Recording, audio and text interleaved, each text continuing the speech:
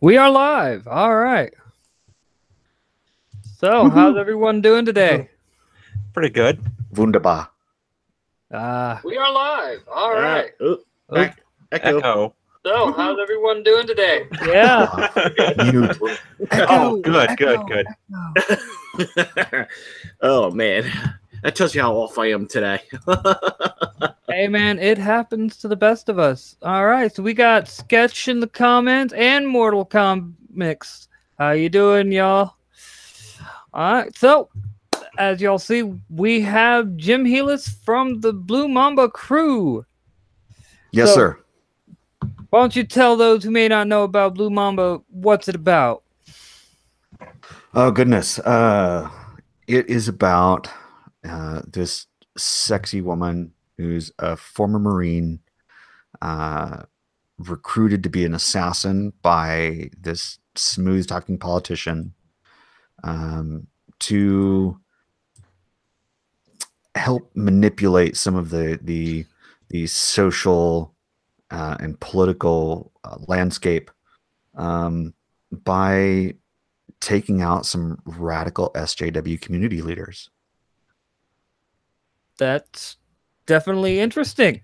I can see why it's not funding on Kickstarter. Yeah. Well, what was your initial inspiration for this? I know we talked about it a little bit on the stream. I think it was Friday, but I'd love to hear about it again. Well, initially, this was I wanted to come up with a story that that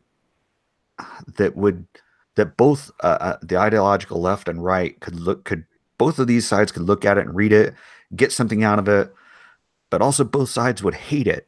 There would be things in it. They're like, gosh, I really like this story, but why did they have to kill this character? Or I really like the story, but why do they have to be lesbians?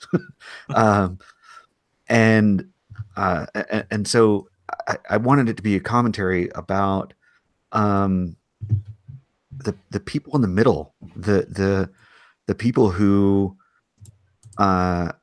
try every day to lead a normal life, spend most of their time not caring about political ideologies or whether they're racist or whether they're sexist. They just go to work, they do their job, they go home, they love their family, and they do it all over again the next day. Except in this book, Clarissa's a killer. She loves what she does. And she's married to a beautiful woman. They happen to be a lesbian couple, a lesbian married couple that are deeply in love with each other. And Clarissa happens to be set up with targets that, at least from one perspective, could go against her core beliefs. She's going after these people that she's quote unquote supposed to be allies with, when really she probably doesn't care. All right. I mentioned that your artist has amazing art and everything. Was that the type of style you were looking for, or were you kind of ambiguous about the art style?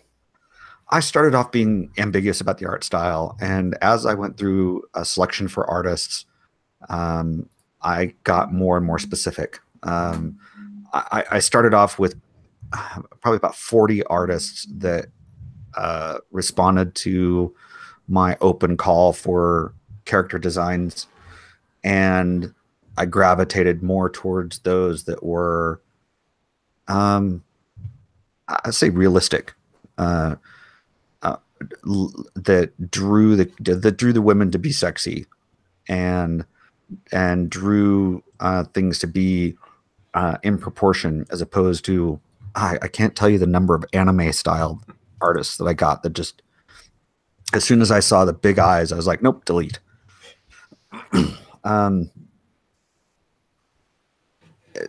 So yeah, we ended up with this art style specifically because it fits more with the type of story than say an anime style or any other style would have worked, would have fit. Definitely. Who's your writing influences? Oh goodness. For this story or just in general? Both. For this story,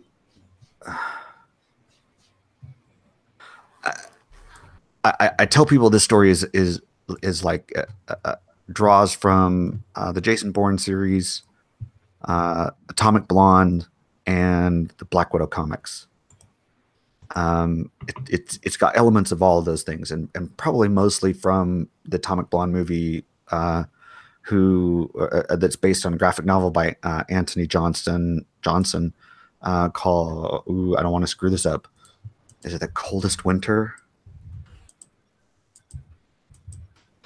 I'm not sure. I haven't read the. Yes, it is. Okay. Thank you. Right. Yeah. You're welcome. If I screwed that up, he'd never forgive me. Hey, Charles. All right. That's actually my other channel. So that's me, by the way. Oh, okay. I did not know. Oh, I knew your name was Chuck, so that which makes sense now.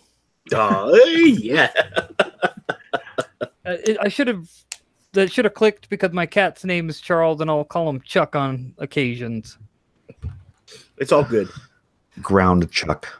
Yeah. Hey! I am not grounding my Chuck. He's a lovable kitty. As I look over at him as he's laying in my bed, like, screw you, hippie. All right. One of my questions I like to ask people is, what other mediums would you like to see your comic put into? I came up with this, and I've never really had the ambition to do anything other than make a comic book. I'm not in this to get a movie deal. I'm not in this to make a television show. But someone asked me earlier today if someone offered to turn my comic into an Archer style series, would I do it? And I thought about that for maybe 2 seconds and was like, absolutely. Archer, because that would be so cool, because Archer is essentially a comic book on television. Yes, and it's hilarious. And so, yeah, if that opportunity presented itself, I would do that. But I'm not in this for a movie deal. I'm not in it for a television series. But I'm certainly not going to say no if somebody offers it to me. All right. So once you get the Kickstarter funded, what are your stretch goals that you really want to see get reached? Oh goodness. One of the I'll just say this now. One of the secret stretch goals that we have is writing the origin story for Clarissa. I've already got it outlined. I could probably write it. I could probably script it all in a day because it's so vivid. It's so stuck in my head. And at that point, just getting it drawn would take forever. But that's probably the one that pie in the sky goal for this. If I reach that level, I would do it. That would be the fun one to do. All right. Real quick, does anyone else have any questions for Jim? I'll take that as a no. It's not. It actually sounds pretty clear cut about the story. So I think it'll do pretty well. Oh, definitely. Yeah, So- one thing that really drew me to the project was that that shot with her holding the two guns, in that dress. I mean, I was like, cover. Yeah, I was like, oh my gosh, I'm like, another comic with sexy women. Holy shit, God, I love this. Because and that's the thing is, I mean, I think that's the one thing about comics to me that I always liked was, women can be very sexy. Even it's all about even if it's exaggerated, women can still be sexy because there's a bunch of them out there. I mean, there's plenty of women. Look at the WCW or not WCW, but the WWE or the UFC and these tennis players and stuff like that. I mean, they still got very beautiful bodies and stuff like that. So why I don't get why comics have shied away from that. It's ridiculous. Well, I know me personally, the way I look at it, with comics doing that, it's more they are trying to, once again, as I've stated before, cater to people who do not read comics for the most part. They say they do, but comic sales proves they don't. But that's not why we're here today. I guess another thought would be, Jim, if your comic did ever get turned into a movie, who would you like to see portray your main character? Oh, goodness. I don't have a specific person offhand. I've been looking at cosplayers to try and find somebody that would be good for Clarissa cosplay, and I still can't find the right person. That I will say this, however, and this will probably sound a little SJW of me. Clarissa's Armenian, and I'd rather have an Armenian actress play her. No, that makes sense. You know what? I don't think that's SJW of you. If you write the character for that, and this is where I have I have some issues. You wrote a character specifically because she is a specific ethnicity. It would be weird not to get that right ethnicity to play that role. Oh, absolutely. Absolutely. It's the same thing. If an Asian actor, if a character was cast, like for instance, like for Sporkman, our main female in Sporkman Goes to Japan is Japanese. I wouldn't want to hire, she would have to be either Asian or Asian American. I would not want to put a white person in that role because she was not written for that role. Scarlett Johansson. Well, that is probably different because originally, like I said, she was meant to be an American figure that was like an all body with a male brain inside of a female body. Right. So that barring that thing, but other than that, I believe if characters are written for a certain role, they should be casted in those roles. Especially if they already have presence, and you're setting a precedence because that's how you wrote your character. But you know what? At the same time, if some famous actress saw this and said, "I want to play this role," and she wasn't Armenian, I'm not going to say no. Okay. I'm not. I'm not. I follow the same lines that Richard does. I'm just here to sell you a story, and I don't care who you are. So if it's my choice, if a studio came to me and said, here's a truckload of money, go make your movie, then I'm going to pick this, an Armenian actress, that I can get. But if I get, oh gosh, I'm blanking on a name right now. Oh crap, who played Celine in Underworld? Kate Beckinsale. Yeah, if Kate Beckinsale walked up to me and said, "I love your comic book. I want to turn it into a movie, and I want to play the lead." Great. How much do you want to option it for? Because it would be stupid of me to say no. Oh, definitely. One of my other thoughts is if you get the first issue funded and everything, are you planning on doing a Kickstarter Indiegogo for the second one, or are you hoping to get enough to be able to fund the second one with the current Kickstarter? If I got enough to fund issue number 2 with the current Kickstarter, I would probably still go to Kickstarter Indiegogo for issue 2, but only as a means to get it out to people, and to fund the printing costs. that's essentially what I'm doing with issue 1 right now. I've got almost $15,000 of my own money into this book. And the funding goal for the Kickstarter covers printing, distribution, fees, taxes, and a little bit of the stretch goals if we make them. You know, I'm not looking, even with issue 1, I'm not looking to repay myself at all. This is more of a project of, you know, out of love than anything. But if this Kickstarter made, you know, $50,000-$60,000, then that's going to fund issue 2, and that's going to pay for the art. It's going to pay for the covers. It's going to pay for everything that I need. And then I'll be able to produce issue 2 and sell it to people for, you know, $5, $6, $7 an issue or a copy instead of what I've got it at now. Definitely. Let's see. Anyone in the comments have a question for Jim? Because I do like to try to pull from the comments, because sometimes people think of things that I wouldn't have thought of to ask. So I like this.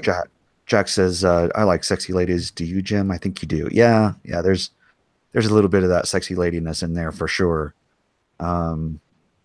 This comic is definitely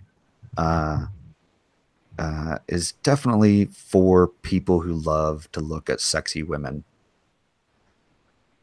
Nothing wrong with that. But all right.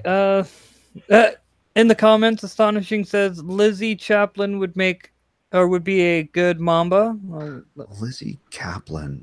I'm doing a search too. I can see that. Yeah, I can see that. Like, let's take a look here. Yeah, that's funny. We're all like, who? Oh, you know what though? That would be that's like Alicia Vikander playing Laura Croft though, because Lizzie needs a push-up bra. Yeah, I don't know if I could go with that one. Yeah, I'm definitely down with the Kate Beckinsale. I think she could probably pull it off. You know, because she was badass in the Underworld movies. Definitely, like, that was. I like the Underworld movies because of the fact that it's a nice twist on the whole vampire werewolf mythos. But not in a stupid way. Angela Serafian. Just put her name in the channel chat. So Angela's okay. Yeah. Yep. I can see that. Very attractive woman. All right.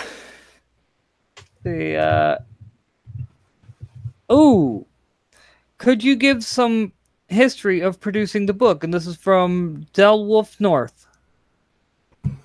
History of producing the book. Gosh. This started early last summer with really just the idea of what could I write that would piss off both sides? Can I make a comic book that's both going to appeal and anger both the left and the right at the same time, and have both sides not really sure why they like it and why they don't? And page 1 was the first thing that popped into my head. The line of she was easy, you're a mess. Just that was the first line of the book that I ever thought of, that ever came up into my head. And from there, I drafted issue 1 And before I even finished issue 1, I had issues 2 through 6 outlined. And by the time I finished scripting issue 1 and getting it to the editor, I had the next two series is already mapped out. So I've got 18 issues planned, and 6, 7, 8, 8.5 issues scripted. So the first 6 issues of this book are from a scripting perspective are ready to go. All right. I'm gonna do Jack Iron's question first, real quick. So, what inspired the ideas of going with a lesbian married couple? Just an angle you like? I think you've already touched on that with the SJW bit. So, well, to elaborate that on a little bit, I wanted to present a relationship in the book that the ideological left has to agree with, but isn't portrayed the way we see lesbians portrayed in all of our comic books that we talk about. They are the average couple. They both have jobs. They both have hobbies. They have interests they share. They go to work every day. They have sex. And they are not interested in ideological politics. They're not interested in saying, in announcing to the world, hey, we're lesbians and you have to like it. In fact, they're actually fairly private people, like most of us are. And then on top of that, I actually throw into issue 1, I play on the trope of how when you get two lesbians in a comic book, if they get within 10 feet of each other, they're in an instant relationship. Clarissa actually uses that to her advantage in issue 1. And if you read it, you'll see where that's at. And I hope people will look at that and go and laugh when they point at it, when they see it. all right, that's actually a really good answer. Would you ever do a crossover event, and if yes, with who? I would love to do a crossover with Anthony Johnson and Lorraine Broughton, his character Lorraine Broughton. Clarissa would actually see Lorraine as an idol, as someone to aspire to. I think it would be fun to. I think it'd be fun to do a crossover with Deadpool. Because I think Clarissa would shoot Deadpool in the head on every page. Why won't you die? No, more of the this is the only way I can get you to shut up for 30 seconds. That's great. And let's see, what else would be a good crossover? I think, gosh, who would be? I would want her to do. I think a good crossover with someone chasing after her, and in the sense of they're both the protagonist. She's a protagonist. The other character is a protagonist, and the other character is trying to stop her because they think that she's doing wrong, and she knows that she's doing the right thing. So here's a question for you. Have you ever heard of the comic called Rags? Yes. I've Okay. read it. Okay, I could see her and Regina definitely teaming up or going after each other. Oh, I definitely can see that too. Yeah. Also, quick question from the comments. Was issue 1 harder to write than the others?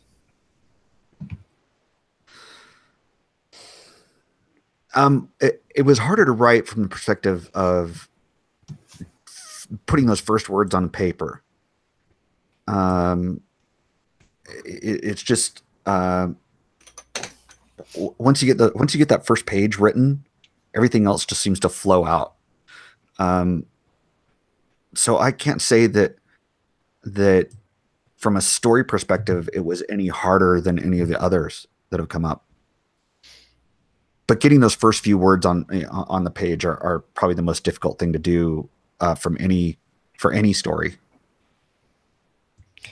Understandable. See, are you aware of Wanpool? He is sailing the same writers. I find it great to see. Waters. Sailing the same waters. Yeah. Yes, sorry. So I read Wanpool as well. And I think it's hilarious. It's great. Mhm. I think what he's doing with that is doing the same thing from a comedy perspective, and I'm doing it from a spy thriller perspective. All right. Let's see. Gotta think of another good question. Well, I know you've probably been asked a lot of these like a few times already, so I'm trying to think of something that no one else has asked you. Just ask away. I'm not worried about repeating stuff. Oh, I was going to say, did you read comics as a kid? And if so, what was your influences? Like, what was your favorite ones, I should say, that kind of influenced you to get into comics? I read comics when I was really young, so like 6 to 10. And to be honest with you, I can't remember if there was any one particular that I liked over the others. And then all through early adulthood, or teenage years and early adulthood, I really wasn't interested in comics. I didn't get back into it until just a couple years ago, and was like, gosh, I need another hobby. What am I going to do now? And I went back to comics, and I've spent way too much money on it. I think in the last 2 years, of collecting, I'm up to maybe 14 or 15 short boxes. Nice. Yeah. So yeah. And I read everything I collect. So that takes up a good amount of my time sometimes. Hey, nothing wrong with that. Let me think. Any particular artists or writers you like?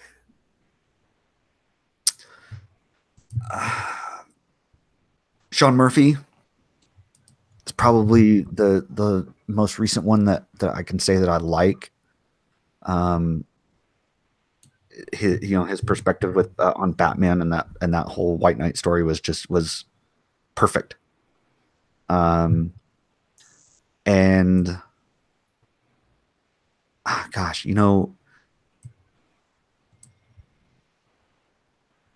writers, I'm not. Yeah, here I am, a writer, and I'm like, gosh, I can't think of the names of writers. I try so hard when I'm reading comics, mainstream comics. I try really hard to not pay attention to who's writing it, because I see the names and I see what people say about some of the names, and I don't want to have what people say associated with what I'm reading from them. Gotcha. I completely understand that. I enjoyed Gail Simone so much more until I heard people talk shit about her. And now every time I sit down and I read something from Gail Simone, it's like, oh, crap. All I can think about is all this other stuff. I can't read the story. Artist wise, John Timms is a guy that he worked on Harley Quinn for a little while. I think he's now 100% on Harley Quinn. I met him earlier this year, and his art style is really, really good for him working on Harley Quinn. He draws her like a crazy woman, not like Amanda Connor did. Amanda and Jimmy, their run on Harley Quinn will go down in history. But Amanda's Harley Quinn was the fun party girl, and John Tim's Harley Quinn is the psycho killer, and I love that about his art for that character. And in fact, I had him draw Clarissa, and he gave that same touch to her character as well, and I love it. I've got it framed right up above my computer. Nice. Let's see. Jack Irons. Yeah, that is a sad symptom of the times. The person and the art are way harder to separate. Yeah. and like I said, I don't pay attention to who's on certain books anymore.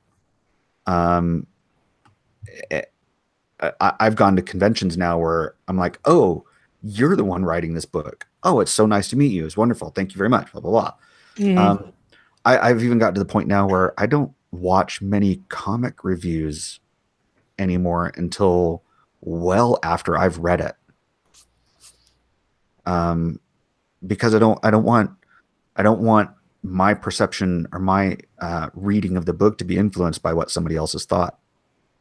And that's just my own flaw. That's, no, I completely understand. Like for me, I'm the guy that can sit there and read the entire synopsis of a movie and then watch the movie and be like, okay, I like how they did that. Yeah, not everyone can do that. Yeah. And I do the same thing with movies too. I don't watch movie reviews. Because I want to go and I want to enjoy I want to enjoy the artist's interpretation. I want to enjoy what they put up on screen, not what somebody thought about it. I don't want to have that voice constantly stuck in my head of, oh, well, this person thought this. I should really watch out for that scene, Oh yeah, definitely. Well, anyone else have a question for him?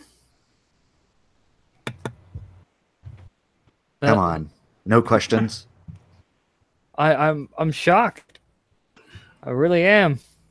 Who would you like to see published? Like, if your book were to get picked up by one of the major publishers, who would you like to see publish it? Oh goodness.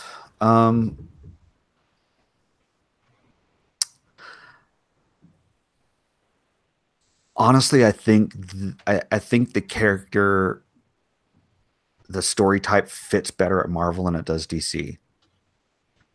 And that's just because DC is superheroes and gods, and Marvel tends to be more real humans who have extraordinary abilities. All right. Just reading some of the comments real quick. Astonishing was like, I came in late. I wasn't sure what was asked. So. Oh, just ask anyway. Astonishing.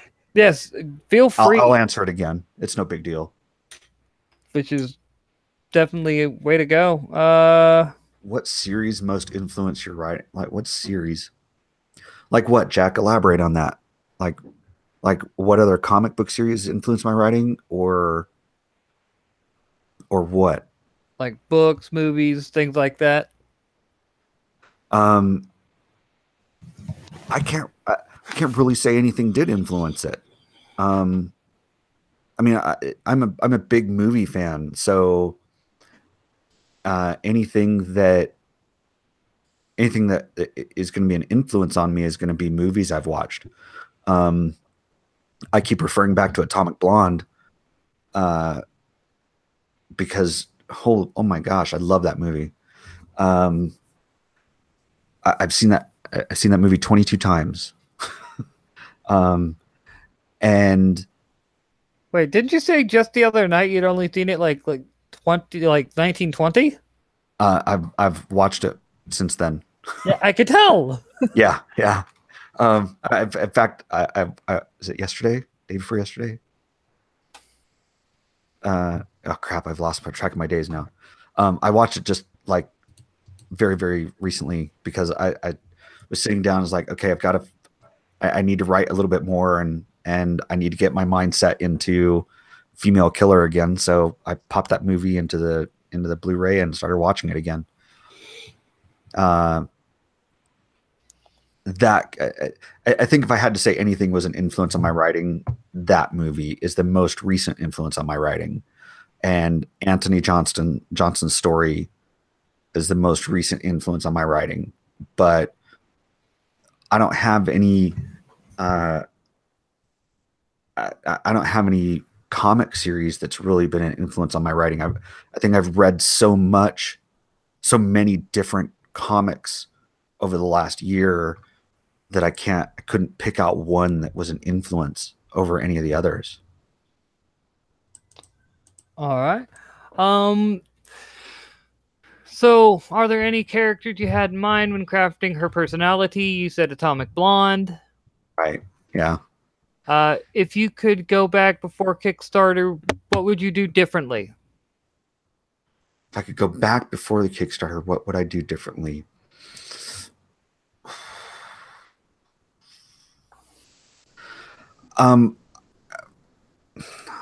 Probably spend more time trying to build an audience. And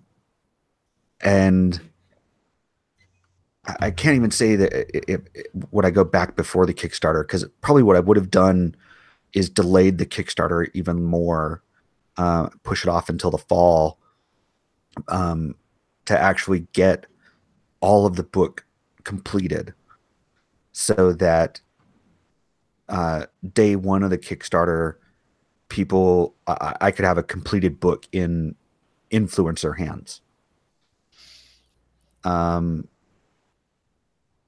Yeah, I think that's the only thing that I would probably do differently is to have a completed book in the hands of influencers before the Kickstarter even launched. That actually makes sense. Let me see. Nothing new in the comments. I was actually surprised to see that there were so few people chiming in for the Kickstarter with a book that's pretty much completed. Yeah, and that was a big point for me, was I didn't want to put something on Kickstarter that wasn't going to be done by the time the Kickstarter ended. One of the things I hate the most out of crowdfunding as a consumer is waiting 6 to 9 months to get something. As an entrepreneur, I need to be willing to put up my own money, my own time, to get a product ready to go to market. And to me, Kickstarter is the market. As much as Kickstarter and Indiegogo say that, they're not a store, they're not, they're here. Their primary purpose is to fund ideas to be created. I think anyone that goes to Kickstarter without at least a working prototype should rethink their launch date. I wanted to have my book in the hands of supporters as fast as I possibly could once the Kickstarter finished. And the only way I could do that was to invest all of my money and get it all done as much as possible before I started. Oh, understandable. When developing the lesbian relationship for the story, what did you draw from to add substance? Oh, he said, and then wait a minute to answer. Be right back.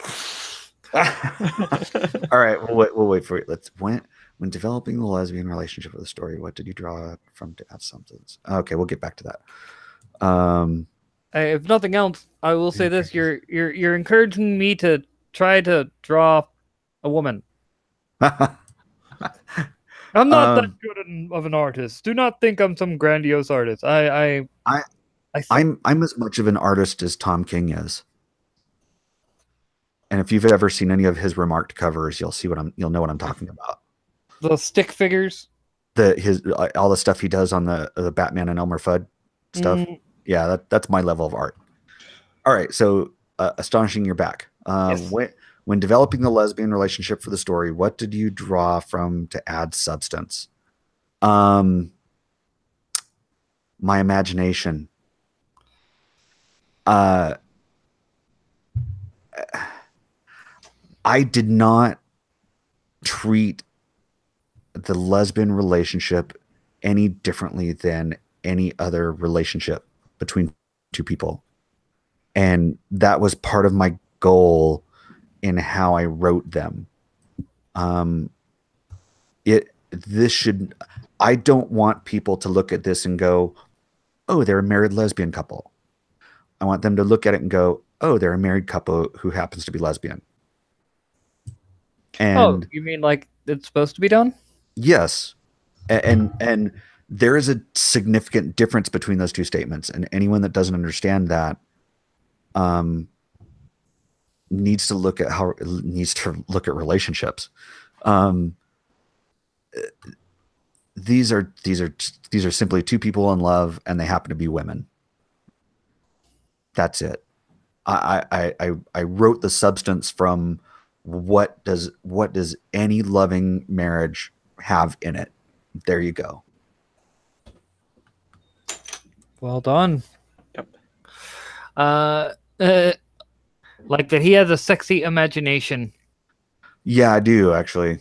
But I got to give all the sexy scene credit to Ali Garza, the artist.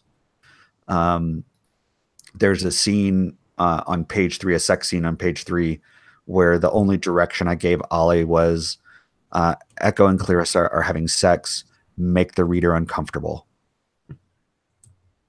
That's a good direction. And I wanted that. I wanted the reader to look at that sex scene and go, oh, wow, okay.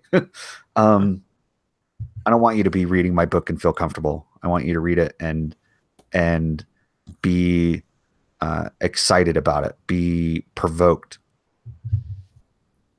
It's one of those, like, the way I look at it, I hate public displays of affection, because it's like if you're hanging out with a friend and their significant other, they're giving public displays of affection.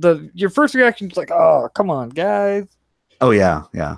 That's what you're trying to invoke. And Jack, you need more than page 3 in this book. Trust me. I like that. Page 3 original art. It's all digital. The original art's all digital, so too bad. Buy his book. You can buy a book. Yep. Oh, good night, Cole. And speaking of buying his book, wow, there's the link. Check it out. What promotion what promotion have you been doing for funding, and what do you think has been the most effective in selling the book? Also, do you think more adult nature of the book could be a hindrance? Promotion started and continued with Facebook and Twitter. And I started running ads on Twitter, and very quickly got shut down because their terms of service for advertisements does not include adult content. And my ads on Facebook ran a little bit longer until they shut it down for the same thing.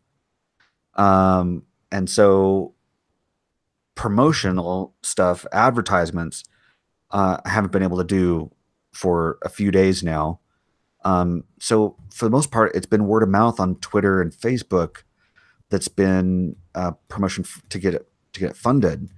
And the adult nature of the book being a hindrance, it depends on the audience. I had a fair amount of people come to me and say, I would buy this except you've got nudity in the book. So I went back to my artist and said, we need to edit these panels. So I actually have both the adult version and a PG-13 version available on the Kickstarter, and you can pledge for either one. And if we hit our funding goal, both the versions will be printed.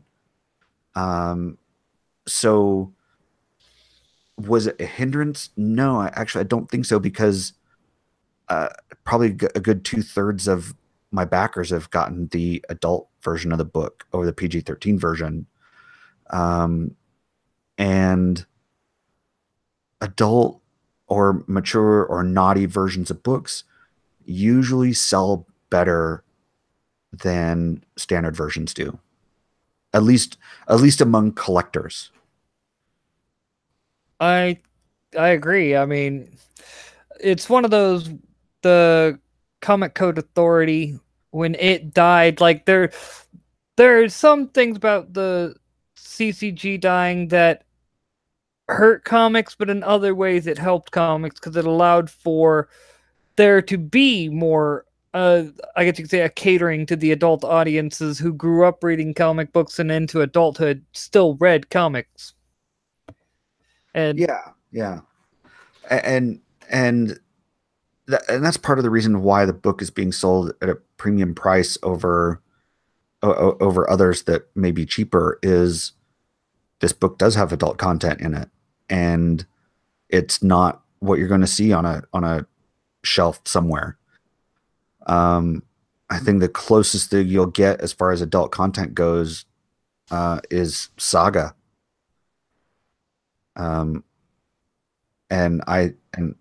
honestly, I think my book is drawn better. I've heard of Saga, actually. Oh, what's up, Mecha? Let's see. Comment from earlier, though, that I kind of tucked to the side. I don't remember who it was, sorry. But someone said Shay Mitchell would be a good pick for Clarissa. Shay Mitchell. Okay, I can see that. Let's see. And then Astonishing also said that this little exchange is comical. What if you're a voyeur and it doesn't make you feel weird? Jack Irons responded with, well, it's like your thing. Well, we already sold you the book then, so you're welcome. If you're a voyeur and it doesn't make you feel weird, well, then, like Jack said, put a little Mamba in your hand. Mm-hmm. Well, I guess that's pretty much it. I mean, if anyone has any questions, feel free to ask. For now, we're just figure for the time being, we'll just talk about things going on within the industry and our usual, nerdiness stuff. Wait, final question from me. Yes. And this is an important one. Star Trek, Star Wars, or Dune?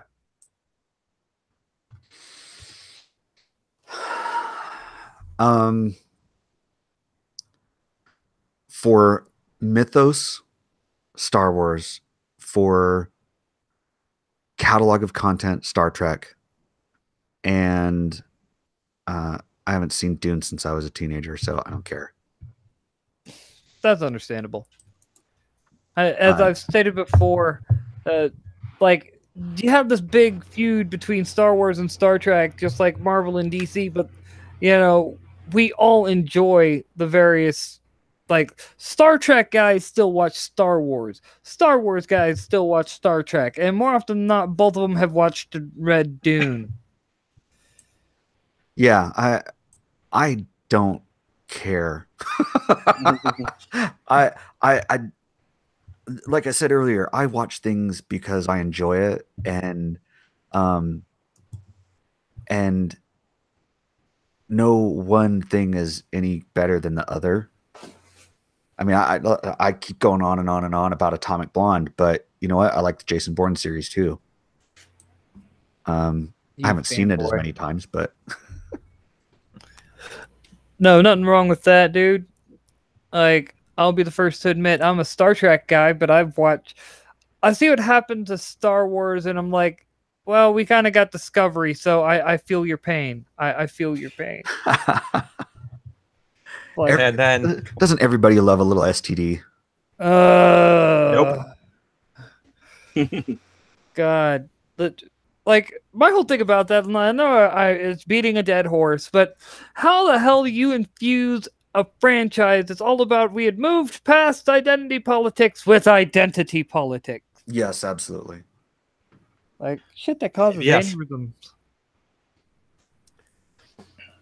But that's their whole MO. But Jim, actually, I do have a question for you. So, you were briefly mentioning, and I know we briefly talked the other day about Twitter, blocking you with the content on the ads, which I really liked your reply about, you can have straight up pornography on Twitter, but you mentioning ads and you get blocked. You know what I mean? You have a little risque, and you're the one to get blocked. Yeah. So I will say, you can find porn all over Twitter, but I haven't found any advertisements for that porn on Twitter. So was it just because you were advertising? Like, you didn't actually, like, how they do it is like they embed it within their tweets and stuff like that. Right. It's because you were specifically paying for the advertisement. Yes. So my ability to advertise on Twitter was terminated. Not my ability to post. I can still post on Twitter and share all the links and everything, and I'm not shadow banned or anything like that. I just can't advertise. So I can't promote tweets. I can't get into people's timelines unless they follow me. See, and that's what I guess I have a problem with. They're the ones. I just, it's still bullshit in my opinion. And I found this funny over on Facebook. Is I had been running several ad campaigns at the same time, and I got one terminated for the adult content, and then the others kept running for some reason, and then I keep getting, the hey, promote this tweet, hey, promote this tweet. So I messaged these guys. I said, look, if you're going to terminate my ability to advertise because of the adult content, then you need to stop all of my ads, and you need to stop asking me if I want to promote. And all Facebook's help had to say was, oh, I'm sorry, there's nothing we can do about that. What? Okay. So yeah, it's specifically because of the adult content. The girl from Facebook was like, if you were only selling the PG-13 version of your comic book, we would be okay with that. Which is ridiculous because, let's be honest, there are porn stars with with Facebook pages, fan groups for them, but they don't advertise. Yeah, it's like, how's that really any different? That they are getting out there and being like, I'm a porn star. And then Facebook is perfectly fine with that, knowing damn good and well that people are going to take that and Google the name, and then, oh, look, found the porn because the site said you can get it for free. Yeah. But you who's just trying to promote a comic that isn't technically porn, it may be risque, but it's not porn. And here's the thing too, both these sites, their terms of service say anything adult in nature, except for, and they don't make exclusions for art, except for statues. So if someone were advertising a museum with paintings of nude models, they would have their advertising shut down. But if that museum was all statues of nude models, they would be okay with it. So they had to draw a line somewhere, and that's fine. It's okay, whatever. It just means I can't advertise. It saves me a little bit of money. That's what you got us for. We'll push your product to the best of our ability. I mean, and that's really like one of the things I try to do with this channel is I try to help out the indies, people like you who, I may not be an EVS or, Yellow Flash or Tug, but I do try my best to help out the indie community to the best of my ability. And that's partly because I know the more people talking about your comic, the more people you can get to see your comic and possibly back it and everything. And, you know, it's funny because one of the things I was letting y'all have your little exchange, but the thing that I find funny, I refreshed my Twitter, right? Uh-huh. This was the one, like the first picture that popped up, and it's like you weren't advertising anything more risque than that, really, but they decided. Yeah, I was. I didn't see it. Just to say, yeah. Didn't you have the one scene where like the two girls together? Yes, page 3. Yeah. Yeah. For lack of a better term, lip locked. Okay, I didn't see it. I just saw everything I saw that was being advertised about Blue Mamba was just mainly just the Kickstarter. Well, and that's what kind of threw me about the advertising, and what makes me think that maybe there's probably like a 10% chance that these ads got reported, because the only place you could see any nudity whatsoever for my comic book was if you saw the free preview that I was giving out. And everything else doesn't have any nudity on it. So, and by the time my advertising got canceled on both platforms, I had already removed the public link for the preview. So I don't know. It is what it is. You know, it happens. I deal with the consequences and just keep going. I understand. Like I said, I just find that ridiculous. I mean, one, it's not like you're being like, "Hey, kid, buy my book." No, you're specifically trying to target adults. Hey, well, and especially on Facebook, that allows you to target your audience a little bit more.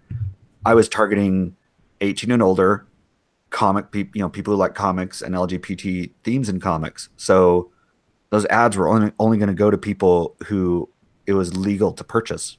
Mm-hmm. So Twitter, on the other hand, is not that granular, and I don't like their advertising anyway. Oh yeah, I completely, like I said, it boggles my mind.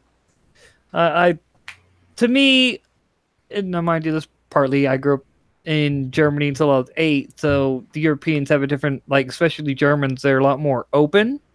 Mm-hmm. So I view it as, nudity shouldn't be that big of a deal. And if you look over there, they don't have the level of teenage pregnancies and things like that we do here in America, where we really shy away and we're like, no, you know what I mean? Oh yeah, absolutely. And so to me, it's like it has been proven when you're more open about sexuality and things like that, especially with both companies being run by far left ideologues, you know what I mean? Yeah.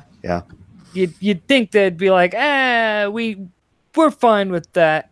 But I guess at the same time, because of the fact that they're trying to, I guess you could say, hook them while they're young on social media, they're trying to, I guess you could say, have some sense of standards. Yeah. I'm not bitter about it. I mean, I think it's funny. But between the two, it's the Facebook advertising that hurt the most. But it is what it is, and so pushing more word of mouth advertising is all I've got to do at this point. Well, like I said, it's done and over with. There's no point really beating that horse into the ground, but I just find the hypocrisy to be very telling. Yes. Yep. And that's my thing. I have no patience for hypocrisy. No wonder I'm not a liberal. But yeah, I guess to move on, did you hear about the? Well, no, you were in the stream and we were pushing Sean Campbell's book and the Punchline. Yep. both of them, like Sean Campbell did reach his final stretch goal. So there's that. Well, I didn't even know I had this. But next up, like I said, we're trying to work on your book and trying to help get some of these other Indiegogos financed and whatnot. Are there any other Indiegogos that you're interested in yourself? I have bought into almost every one of them so far. I really, really appreciate independent comics. And I will buy into anything that has appealing artwork and or a fun storyline. I lean more towards art. So, for example, I'm not one for black and white art. It just doesn't keep me engaged as much as a book with color art in it. Whose book is that? It's that sci-fi horror book that just. I think it's like Nasser. Yeah, Nasser. So, great guy. I wish him all the success in the world, but his book doesn't have appeal to me. Partly because I'm not a horror fan. That's the other thing. Anything that's horror, forget it. It's not what I like. I'm right there with you, guy. I'm right there with you. But black and white doesn't appeal to me that much. And I look at the art for Nasser's book, and I'm like, wow, if he took this black and white and did a splash of color, like if he left everything black and white except the creature. Basically like Sin City. Yeah. I think, to me as a consumer, I think that would sell me on it just for that aspect of it. That makes sense. Though, I mean, granted, Sin City showed that you can do a mix of the two. You can have the black and white with color and use the color as a accentuation. There we go. Yes, absolutely. But the words didn't want to come out. But, I mean, to me, I do agree, and I've read a few mangas, but that's one of the problems I've always had with mangas is, like, you'd get a good manga, but most of it would be black and white except for like a few pages, and it's like, There's actually a reason why they do that. By the probably way, because it's cheaper. It is cheaper. Because you got to remember when they print most manga in a collectible form, like there's multiple mangas. So in order to keep the cost down, that's why they do black and white. Yeah, and it's just and I understand that. That's one of the things is like when we did our when we first did Sporkman conventions in Japan, we really wanted to go to color. We just couldn't afford it, because color is, and that's one of the reasons why we're redoing, we redid conventions finally when we had money to do it. And now we're doing the Indiegogo for Japan is because we want to hire a colorist to complete it. Cause this is what we really wanted it. We wanted it in color all the time, the whole entire time. It's just financially, like you said, Jim, you sunk $15,000 already into the comic. I feel your pain. We've already been $4,000 in debt. Yeah. So when you're trying to when you're trying to recoup your costs, the same thing is, I mean, even with doing this, we're still not even going to be back in the positive ourselves for the amount of money we put into it. Oh yeah, and I've told people from the beginning, is if I make it all the way through issue 6 and I come out with a zero balance, I have succeeded. That's actually a good way to look at it. So, because then I didn't go into debt and I got my book out. Definitely. And if I get to the end of issue 6 and I make $1 million, even better success. Yeah. That just means you can fund your books a lot more effectively in the future. Exactly. Now, I don't know. The way I look at it, let's see real quick before I get too on into it. Let's check out what the chat's saying. Mecha Studios said, Blue Mamba is on my list. Is the campaign extended? I cannot extend campaigns in Kickstarter. So in 10 days, it's over. It's done. All right. I don't know. I'm hoping we can get you to that. Like, I've been keeping an eye on the Kickstarter.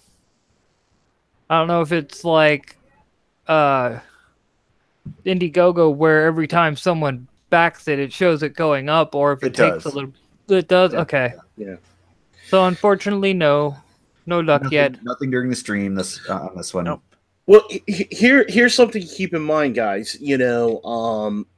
Usually the way Kickstarters usually work is in the beginning you're going to have a really good run, and then it kind of just during the middle, like 2 to 3 weeks during the middle, it will be barely crawl. Oh, and then usually, and that's what hurts. I know a lot of people, and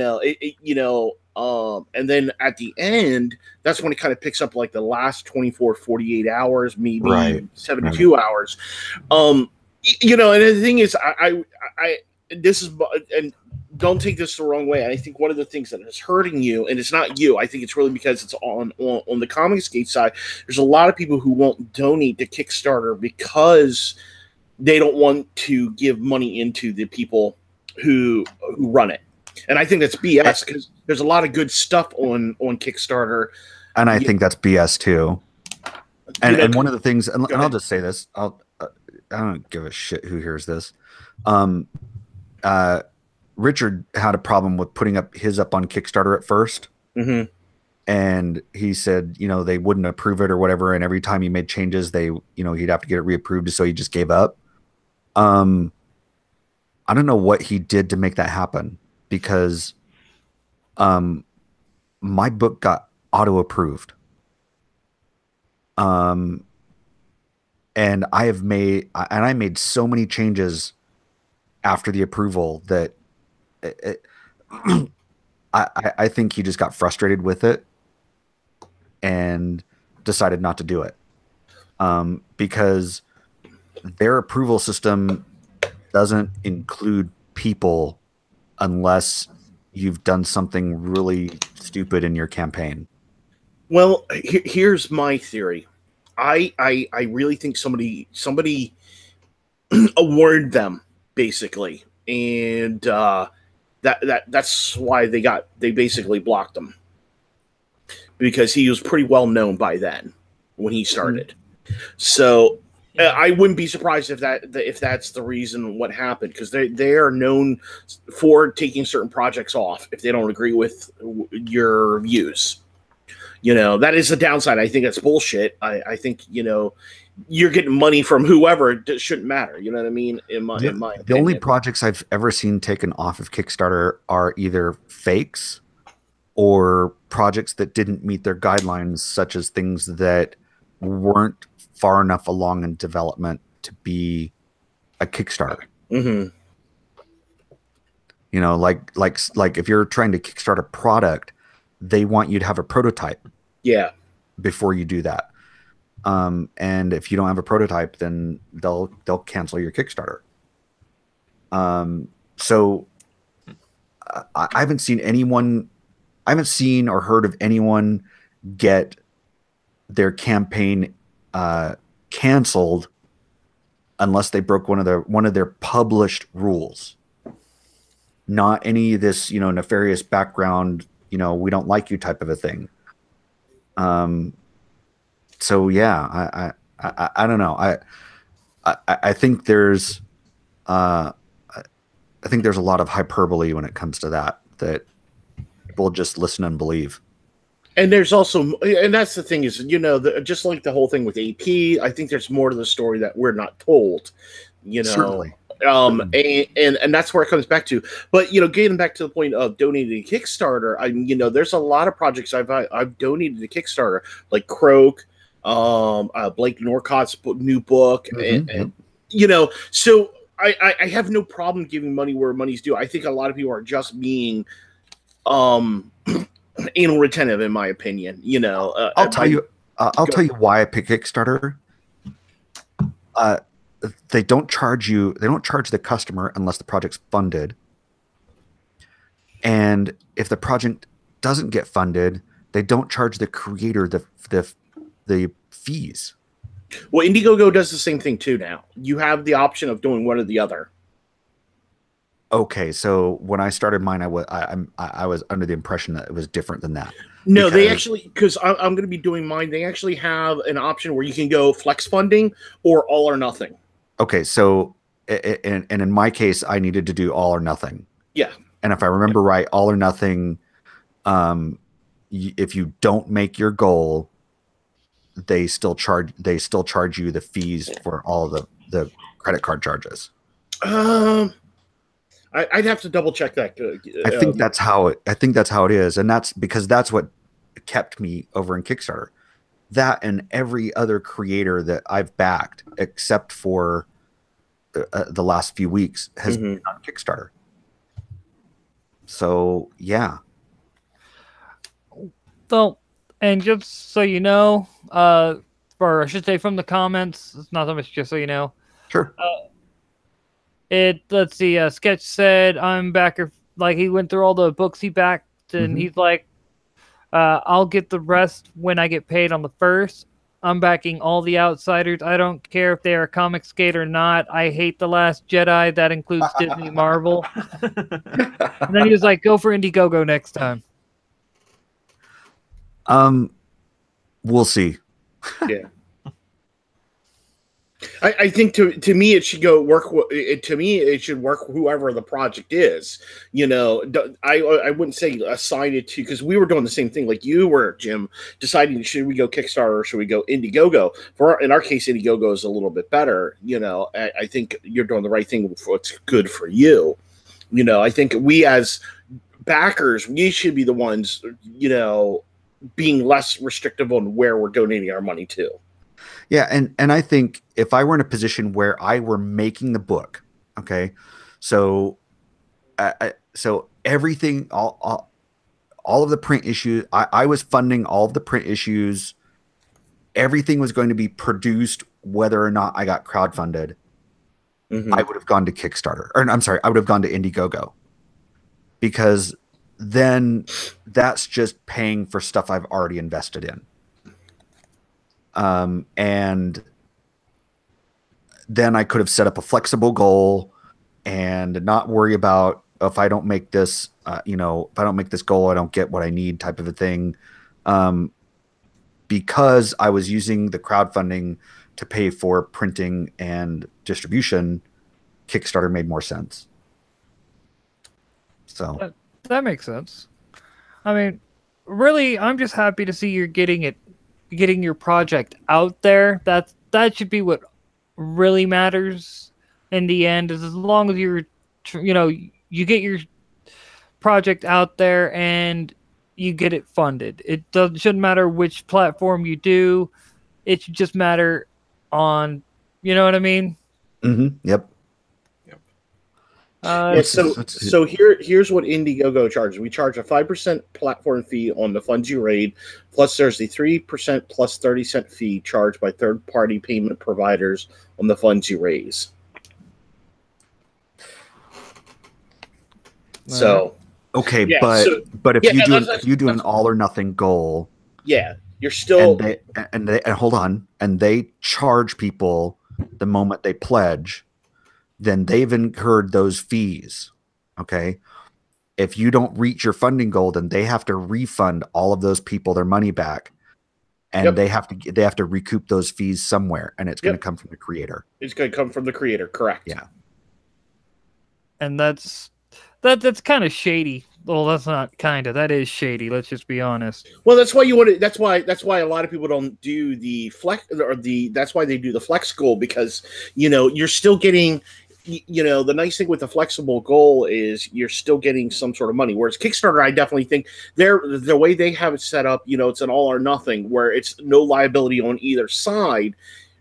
Definitely is a great thing. I have no problem with them on doing what they're doing. But yeah, like we said, it works depending on the project you're working on. Right. Yeah, if I would have set up a flexible goal, except if I had made a flexible goal and only gotten $400, I wouldn't have been able to do anything with that, you know? Yeah.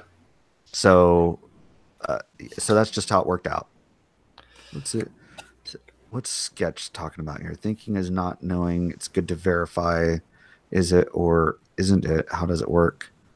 Maybe you may go for this time and that for the okay. I see what you're saying. Yeah. Hey, Jake's in the Beatdown Girl is in the chat. I think Hey,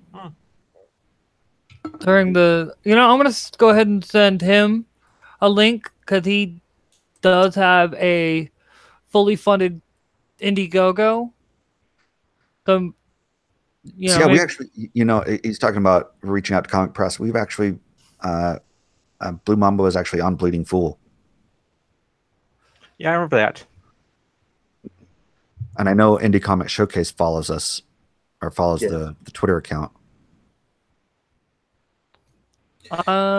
Yeah, if you want to get Jacob in here, I'll drop out here because I got some things I got to do here. So, well, let's see if he will be able to join. Like, I don't want to have you drop out and then, you know what I mean? Yeah, I mean, either which way, I can't stay too much longer. So, oh, okay, not a problem.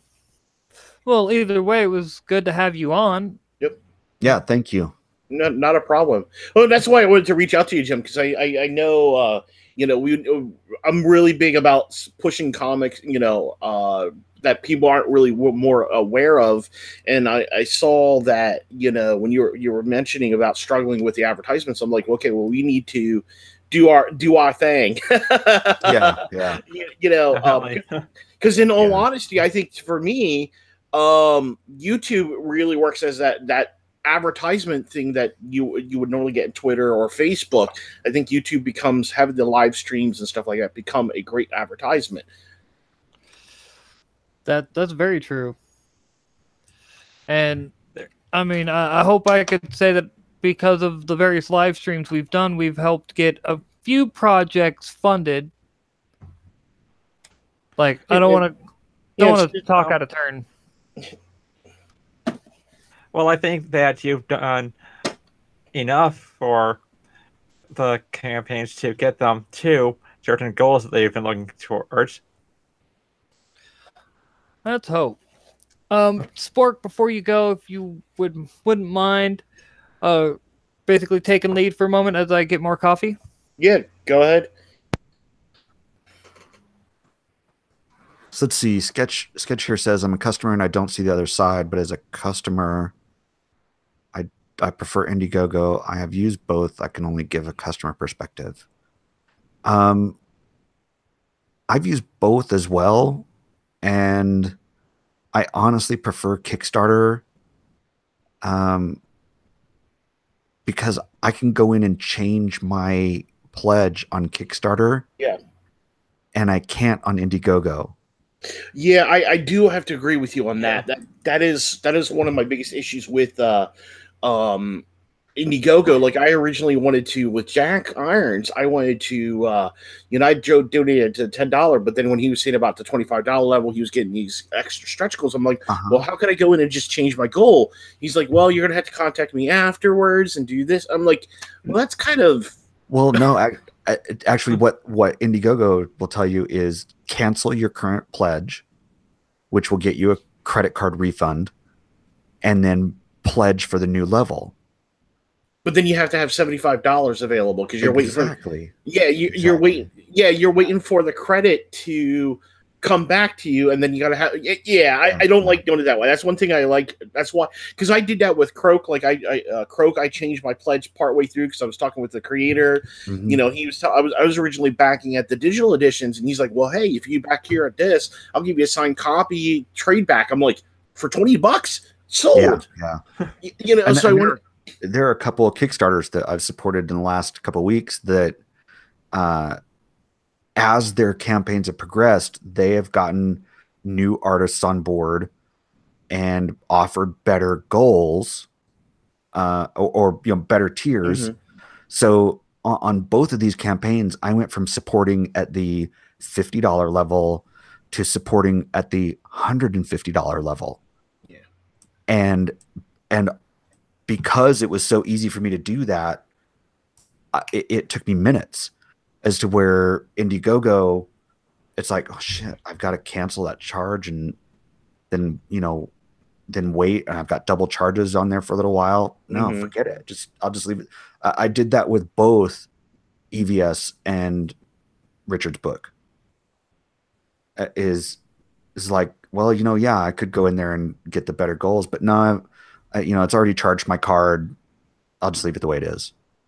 Yeah. And he says, let's see, I prefer Indiegogo because I want the creator to take my money now. I don't want to worry about whatever balance at whatever time the campaign ends. I don't care about the money. I want the book more. Well, I see what you're saying, Sketch, but my response to that would be budget. It's only 30 days usually.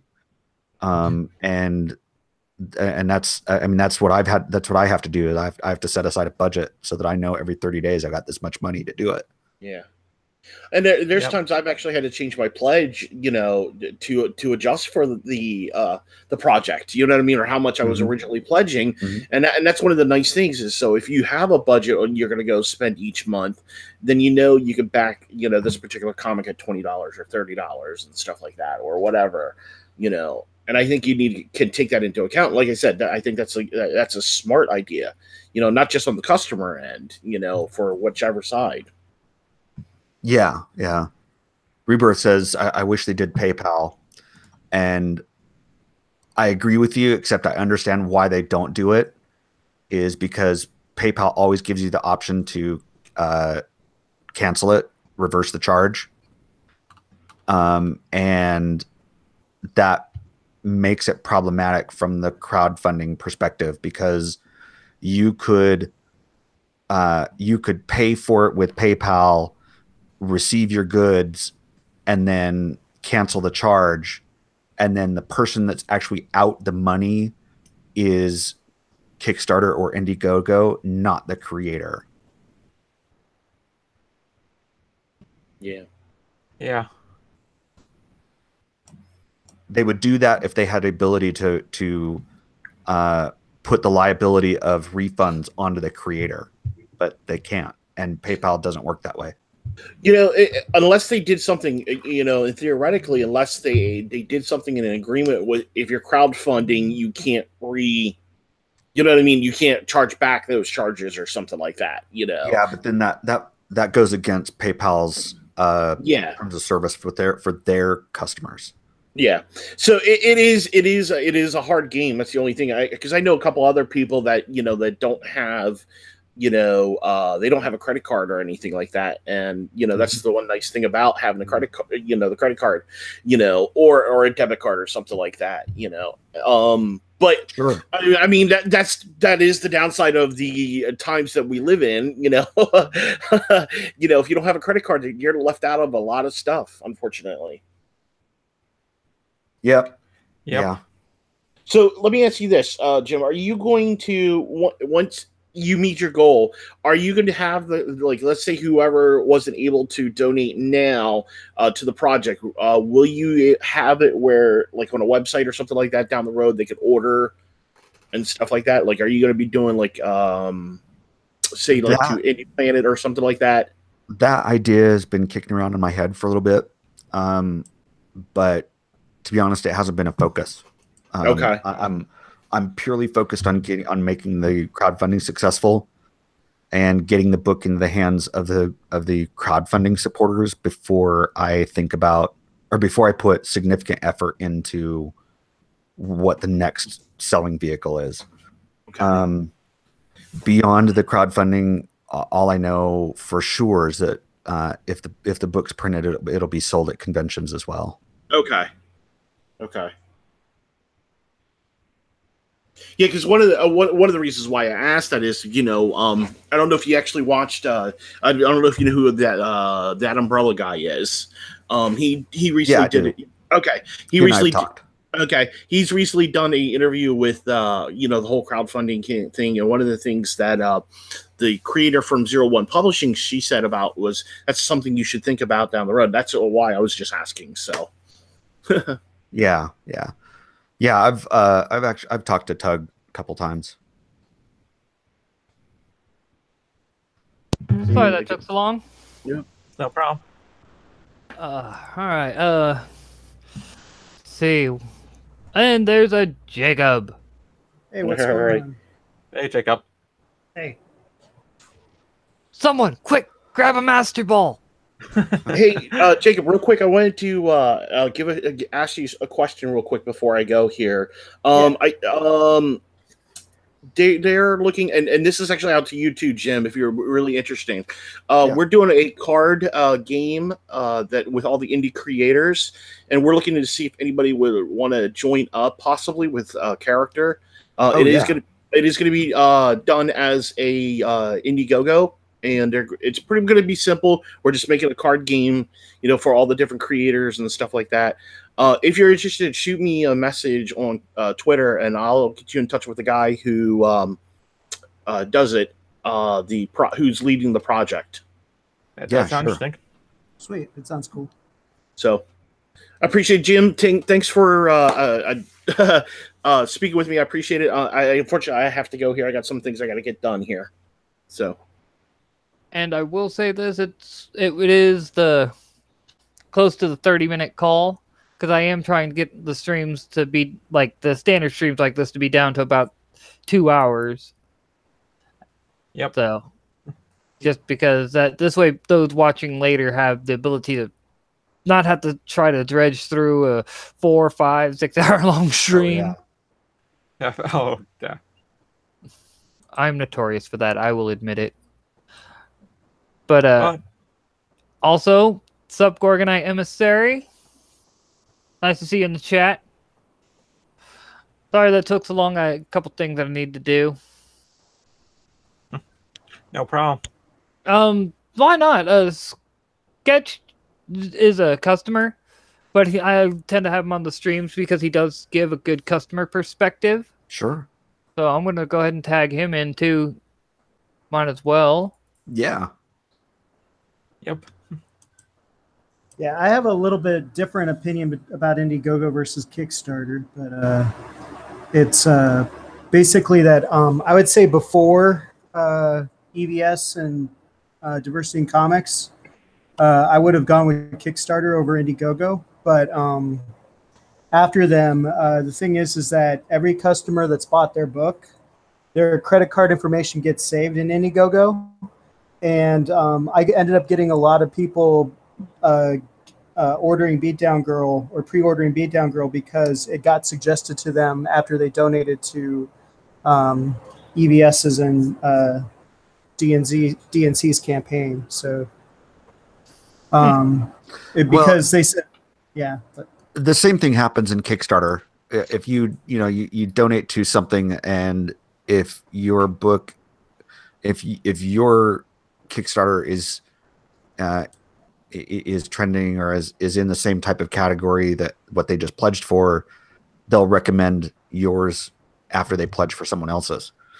So both of them do that.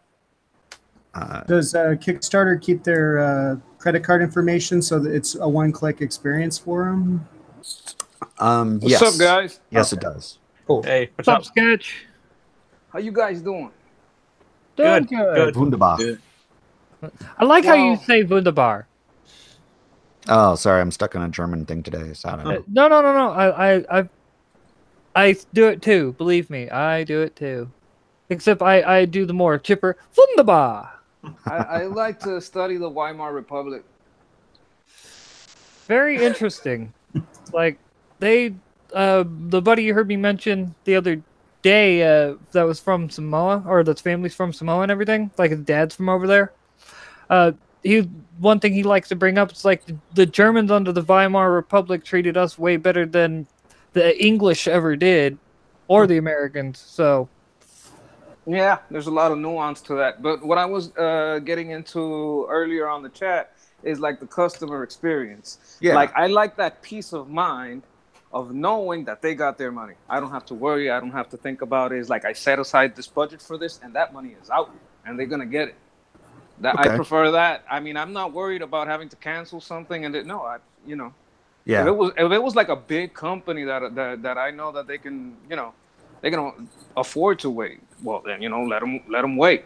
But these indie projects I'm as much sold on the creator as I am sold on the project. You understand what I'm saying? But if I told you that you lay out, you give me $100, and on the promise that I'm going to get a product to you, but then it doesn't happen. I've still got your $100. I got to give it back to you, but you'll get it. You'll get it back. You, and I just wouldn't trust you anymore. I mean, why doesn't B. Claymore have any Indiegogos or Kickstarters that get backed? The B. Claymore thing could happen on either on either Kickstarter or Indiegogo. It doesn't matter. Yeah, but nobody talks about Kickstarter or Indiegogo. They say the name B. Claymore. So like when you make your Indiegogo, you're staking your name. And I'll just remember, okay, you got me once, but you ain't gonna get me twice. Well, and that's the same thing on Kickstarter. It's my name. The funny thing is that he says that he's going to get that out, but after about 3 years, nobody's going to trust him. Nobody's gonna trust him anywhere. I mean, they might hire him as a one of these Marxist recruiters who gets people that don't care about profit or customer care because they're just waiting to take it all from the rich. Mm-hmm. But if any person that's about business and about like I'm buying and I'm selling, no, you're gonna take risks. You go into a restaurant, it might be good food, it might be bad food, you may be able to get your money back or not, but it's the way it is. It's a risk. It's always a risk. And by what I'm seeing, and I'm seeing the art, I'm seeing the effort, I'm seeing people that are staking their reputation, staking their name on the line. He's like, you know what? I'm gonna believe in your name, and if your name turns out to be no good and you don't get me back, the 100 you took from me won't compare to the loss you'll suffer before the whole world. Sure. So I don't mind. I don't care. Yeah. I'm like, yeah, take the money. I believe in you. I support you. I've heard you talk. I've seen your project. I've seen what they do to marginalize people. You believe in profit. You believe in customer care. So I'm going to back you up on that. That's my perspective. And personally, I just like not having, because I'm a bit of a, like you said, budgets, right? Well, the way I handle my budget is I pay for what I got to pay for at the moment. I don't like to have to remember that later at X date or Y date, I got to have X amount in the card. I don't like having any money on my card. Yeah. I zero. I like to keep it on zero and have the cash in an account that I gotta call the bank or I gotta go over there to move money. Yeah. I'm very, very paranoid about plastic. Extremely paranoid about plastic. I like to have that balance at I don't know, $50, $20, something like that. Even less if I can. Sure. I keep that balance super low. Yeah. But that's just my case. But I'm sure there's a lot of other people like me. And when you look at Cyberfrog, that's $500,000 in the bank. Those people aren't trying to wait till, because they don't want to have to remember. They want to know that the money's there. Well, that's fine. That's fine. And all Kickstarter does is say, you the customer do not have to worry about putting out any money unless this project reaches the goal that they say they need to make to actually produce the product. Yeah, but I don't know when that's going to happen, and I don't know if I'm going to have a balance at that moment. And that's your option as a customer. And I'm just saying that some customers, you're going to have all kinds of customers. Absolutely. One type, but you're going to have some customers that just don't want to worry about here the money. And if you have a Kickstarter option that says pledge or fund now, you should have it. I don't know how Kickstarter works too good. As a customer, I haven't seen that, but there should be an option in there, and you should talk to them. It's like, look, this is for your benefit too. You're gonna have some customers that want to give the money now, and if you can get those customers to have that option, give it to them, please. Because if Kickstarter had an option that says fund now, that's the one I would click. Now, for creators, there is some advantage to the Kickstarter, and that's around March. I mean, Kickstarter makes about 4 times as much as a funding platform over Indiegogo. So depending on the time of year, Kickstarter can be way more lucrative than Indiegogo. Indiegogo for the creator, how much they get. Yeah, for the creator, because according to Kickstarter's numbers, you know, summer is their dead time because there's con season and people are just not, you know, on the internet during the summer as much. But during winter and especially in spring, March is their peak month for campaigning. Creators on average usually make about 4 times more on Kickstarter. So they don't. There's not like a steady. Oh, you get this percent. I get this percent. There's like some kind of shares or something. No. They're talking about he's talking about the amount of people that will be funding projects. Yeah. So you're talking about their. I'm talking about their user statistics.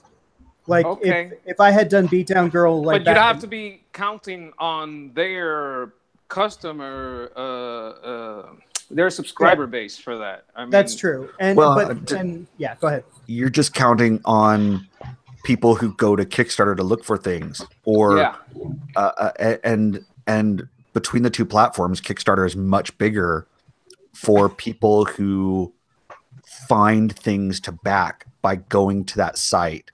Yeah, I don't do that. I've never done that on anything. I find out the creator first. I go to I see them on YouTube or something. You know, I've said it before. Like my first comic book purchase in decades was Jawbreakers, and I got Jawbreakers because Uncle E, after they took his review down, he started going into, like, you know, what's been going on. That there's this movie gate that I knew about when I went to. You know, when I started listening more to Uncle Lee, but that there was also this comics gate, that this was turning into a walled community, a gated community, where if you had certain thoughts, you weren't in.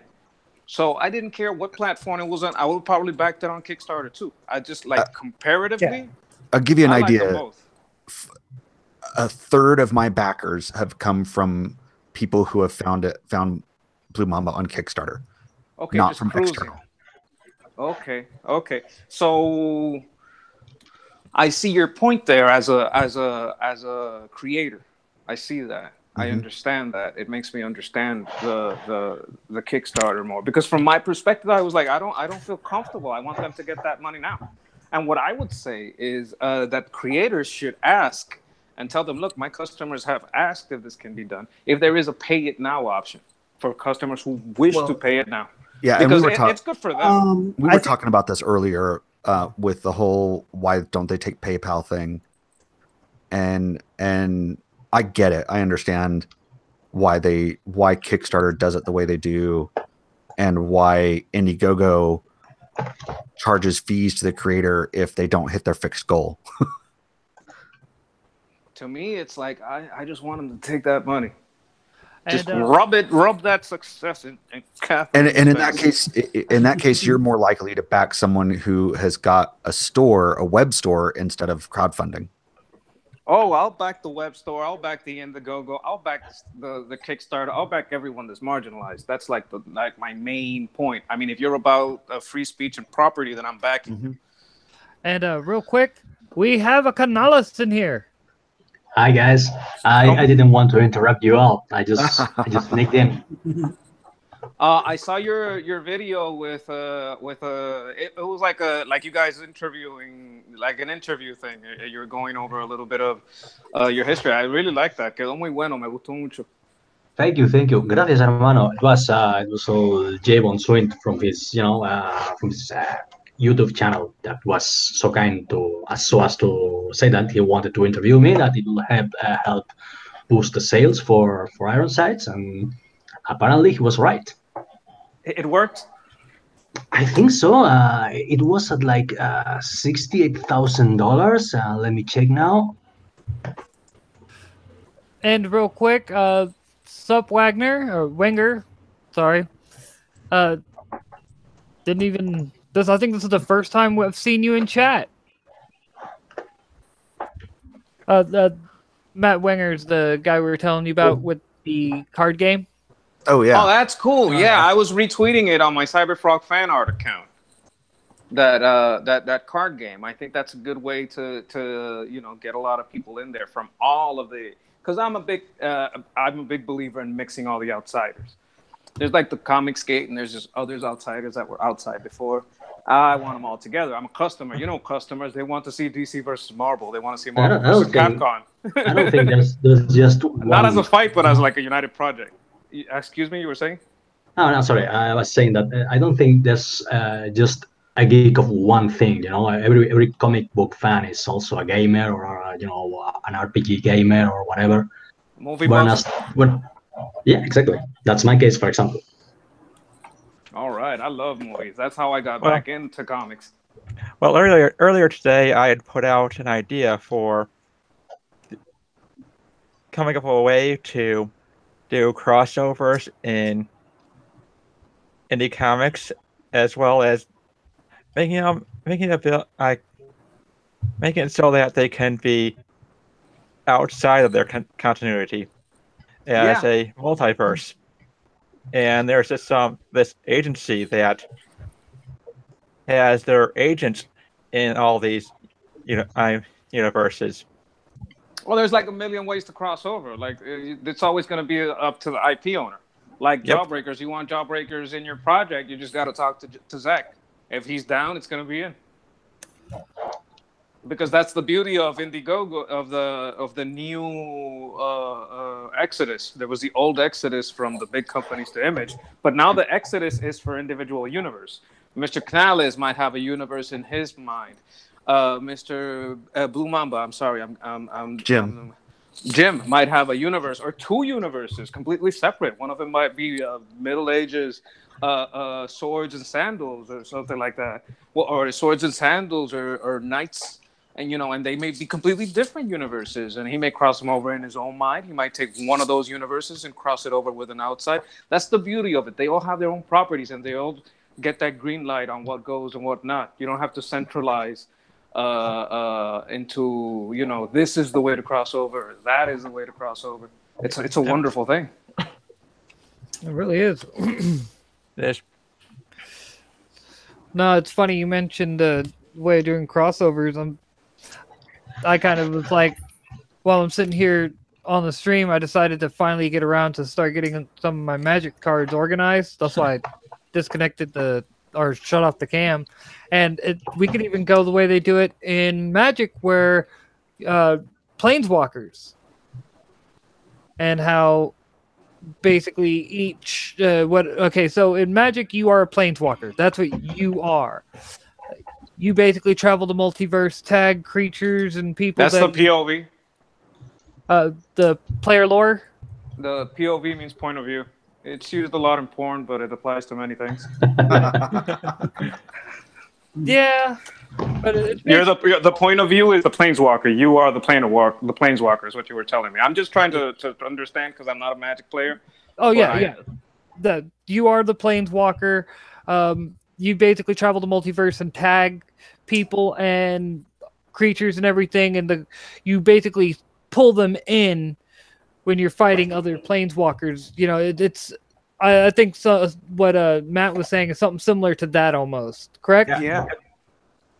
Well, I like that. I like that idea. I mean, like as a Planeswalker, your Iron Sights might step into a secret project. Running after some ruffians, right? And they go into a building that looks abandoned but isn't, and there's some government project, and you go in the wrong door, and you step into the Punchline universe, or you understand what I'm saying? I mean, Yeah, absolutely. I had this crazy idea about a massive multi-billion corporation being able to buy the CERN, the accelerator, and gaining access to parallel universes through it, and enslaving fictional characters to make them fight in an arena, pressing catch style. Oh yeah, that could step into that Mugen universe. We talked about that last time. Yeah, that's pretty much it. I love that idea. The idea is that Disney is the Roman Empire, and they capture people and they force them to fight in gladiator fights in Coliseums. Yeah, like making Mickey Mouse Mojo from X-Men. Yeah. I love that. That sounds cool. And that's another character that hopefully we'll finally see on screen. Mojo, I want to see Mojo, man. I'm surprised they haven't done that yet. Well, it would take a lot of effects. I mean, that's Well- basic, and you would get that Ragnarok thing. It's like, well, we just saw that in Ragnarok. Well, the MCU is going to collapse anyway. Yeah, I mean, Disney is having a little bit of the problems. I mean, they're having problems with messaging. They're not having huge problems with movies. You know, everybody that's they're not saying the movies are bad. They might saying, because some people get triggered on our side and some people get triggered on their side. Some people say, oh, they have too many check boxes, but the story's okay. Then the story's okay. That was the whole point. You understand? Oh, you know, if sometimes you can let some things go, and sometimes they double and triple down on identity politics, like you have with Ocean's 8 or Ghostbusters 2016, and that's like, well, you just went too far. And they're starting to go too far in messaging to say, oh, we don't care about what meant. They're starting to do that at Marvel. And when they start with the messaging, sometimes that's just like a signal that the movie's going to be bad.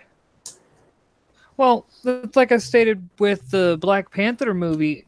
That movie, the biggest thing that I think that movie could have very easily made double in sales had they gotten out in front of everyone trying to force identity into the movie. Been like, no, we're not just trying to cater to one group of people. We want everyone to enjoy the movie. Had they actually gone with what a lot of people view as the definitive Black Panther run, which is Christopher Priest, and how he's basically portrayed Black Panther as, look, I am not the hero for the black people of the world. I am the hero for Wakanda. The reason why I am out here is because I can best protect Wakanda out here. But that does not mean that just because I share your same skin complexion, that I am your hero.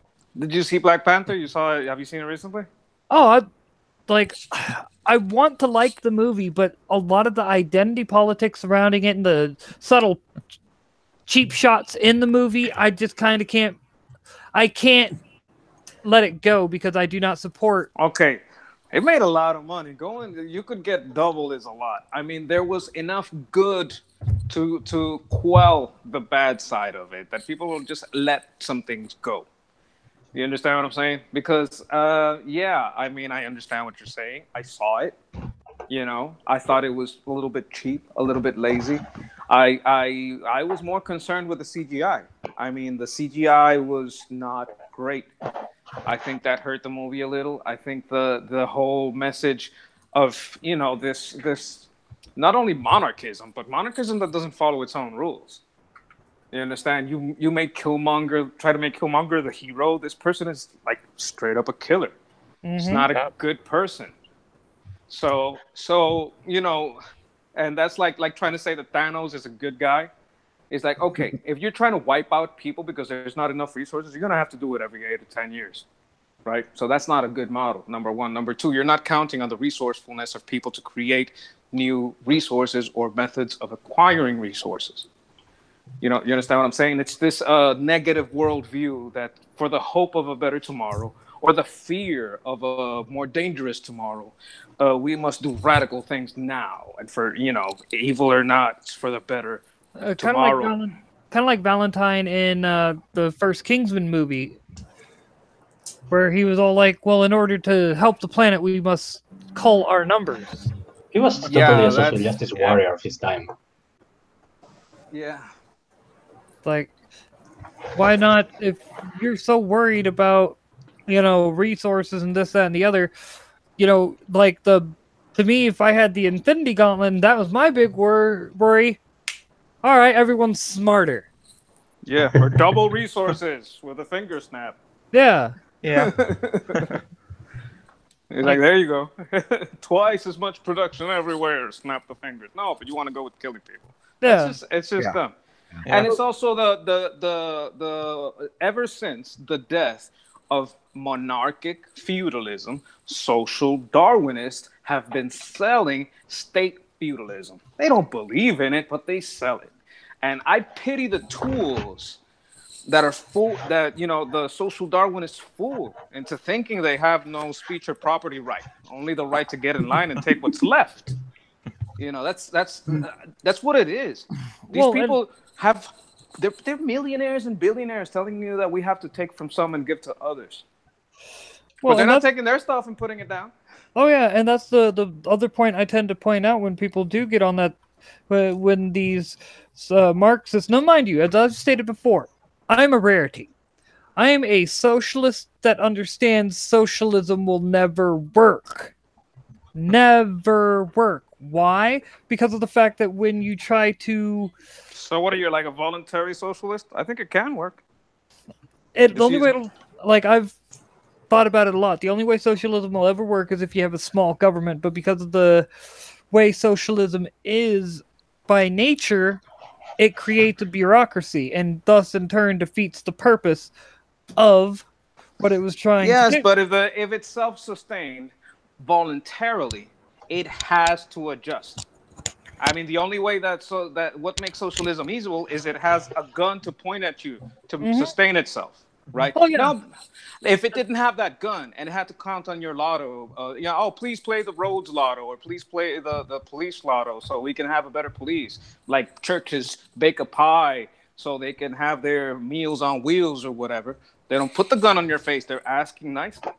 Hey, let's try to do this. If they had Beyonce over there, instead of promoting Marxism, if they had her going, yeah, I want you to get your tickets, you might become a millionaire. And if you don't, you're funding these roads, you're funding these schools, you're funding these hospitals. Well, you just took the gun out of my face. And you'll probably get more money.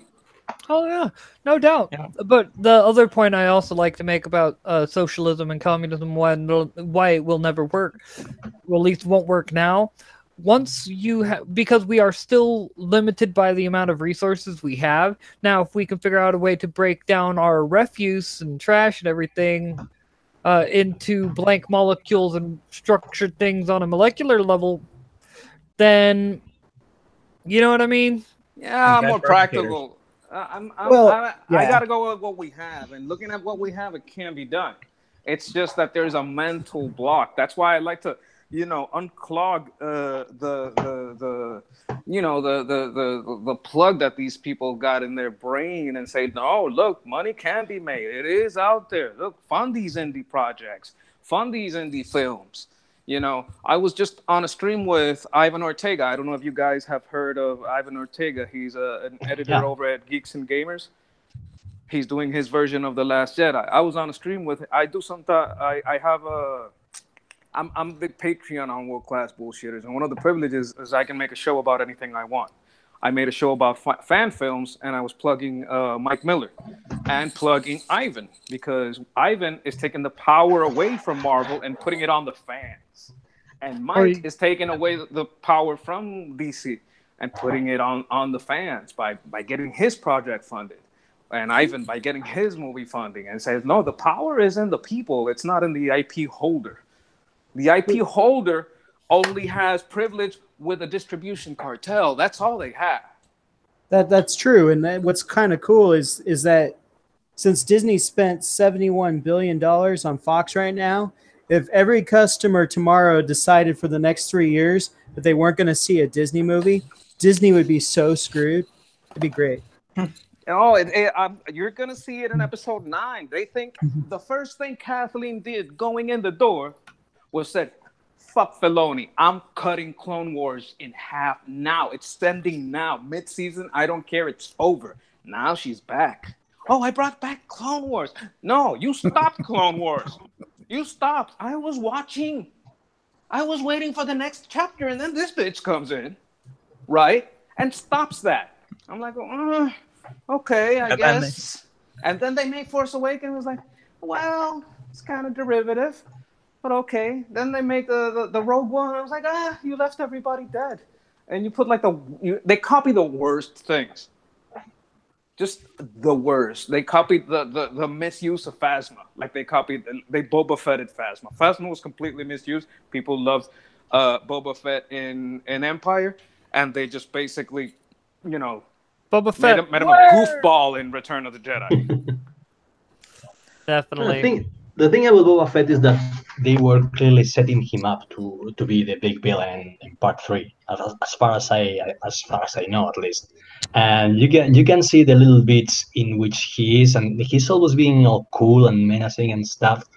So it was kind of a letdown in part 3, but I think until they that, changed directors, right?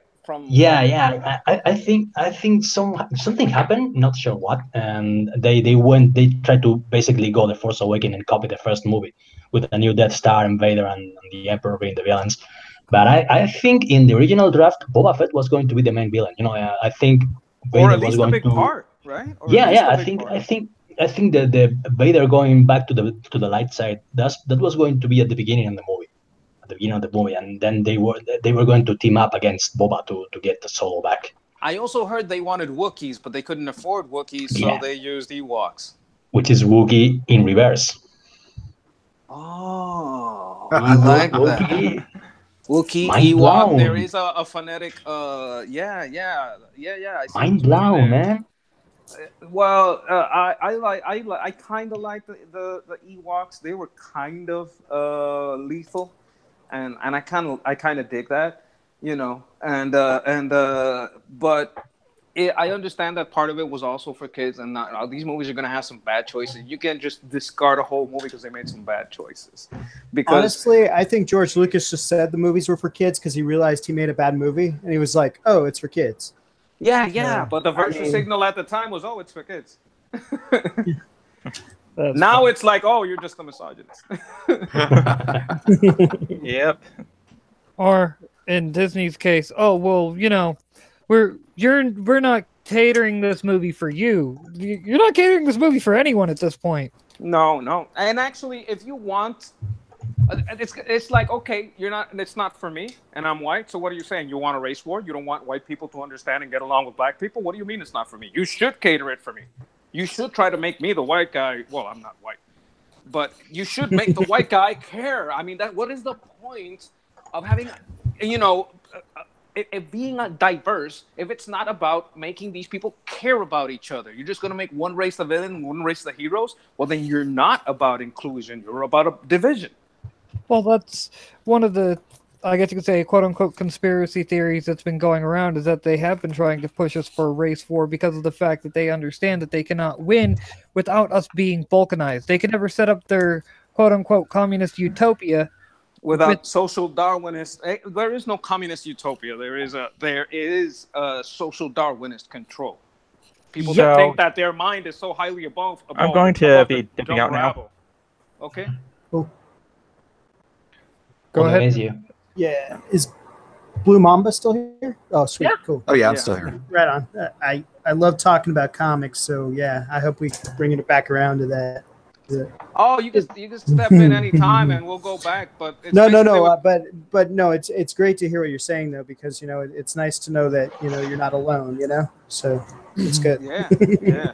Oh yeah. I'm just over here, scoping out actresses for the future movie. Because we got you doing I'm just trying to get you guys funded. So the Blue Mamba. The Blue Mamba movie? Yeah, why not? Yeah, sure. The movie and the comic. That's why I was curious about that, about a pay now option, about talking to Kickstarter about that and saying, look, there's a market that would rather pay now, and they don't really care. You can have a warning about, if this doesn't get funding, it may be a little problematic. We'll have that warning in there. There's people that do not care. They just want to give you the money. I think part of that is the limitation of who the payment receiver platform they're using is. I know that Indiegogo uses Stripe, which is why they do the 30 cents per transaction charge. Okay. And then, but I think Kickstarter does it the bundling way, so they can actually, because Kickstarter does accept PayPal, right? I'm not sure. I don't think they do. Oh, okay. You know what? If you just want to give me money, I have PayPal. Yeah. Nice. Yeah, but there's another side of this. Okay, if I just give you the PayPal money, that's not gonna be like a badge. Like, yeah, look at how many backers I got. Look at, that's what I like about the Indiegogo thing. I'll still go in there. I mean, like, look at Jack Irons. I didn't go into I didn't buy the book, but I went to the Patreon. I'm like, look, you don't have to give me anything. I just Sure. I just want to support you. Take 20 on the Patreon. Yeah. Yeah. That's you know, because some of us we're about you're gonna have customers that are about the product, and you're gonna have customers that are about, you know, backing certain the opposite, the exact opposite of what the clientele that Marvel is looking for. They want post-profit people. I am like profit forever people, and take that money and make sure, you know, property and profit stays legal. Oh yeah.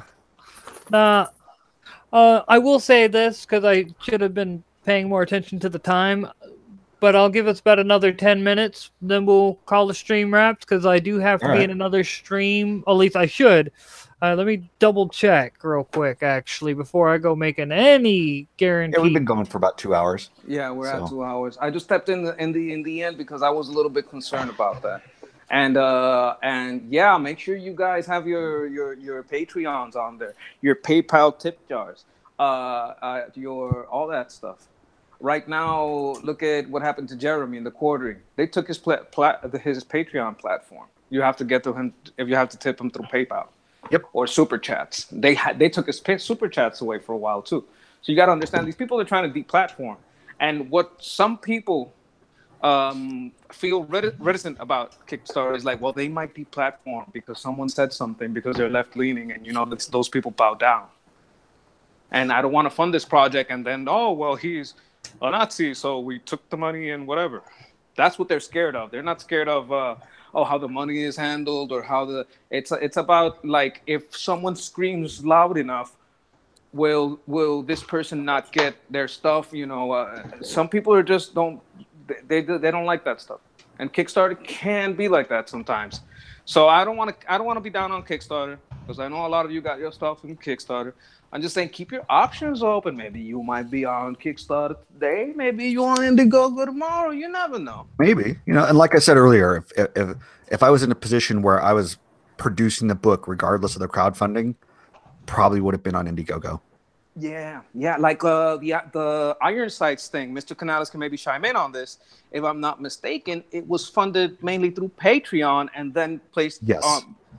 Am I right? That's true. That's true. It was mainly funded through Patreon and Super Chats. I think 100% of the money Richard got through through his videos was directed to pay me. So he's got my thanks for that.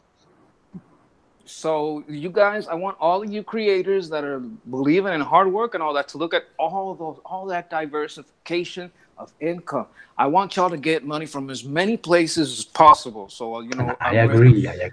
you know what I'm talking about, right? Oh, I do. I certainly agree. I'm in an odd position because I'm a student still, so I still have one more year of school before I graduate. So I will be on that as soon as I graduate. But this my Beatdown Girl Indiegogo is my summer job, so I'm working hard to get this book done before the summer ends. So awesome. Hey, it's still, if you ask me, the fact that you were able to get it funded, and you're like next, not next, but Saturday, you know, that's the whole thing. You talking about the work that you got done on Beatdown Girl between, you know what I mean? Yeah. Like, I'm definitely looking forward to that. Who's close to their end date? Who's about to finish their campaigns? I think we are. You guys, I think Iron Sights? Iron Sights is next, I think. Yeah. Okay, Mr. Canales, let me talk to you for a second.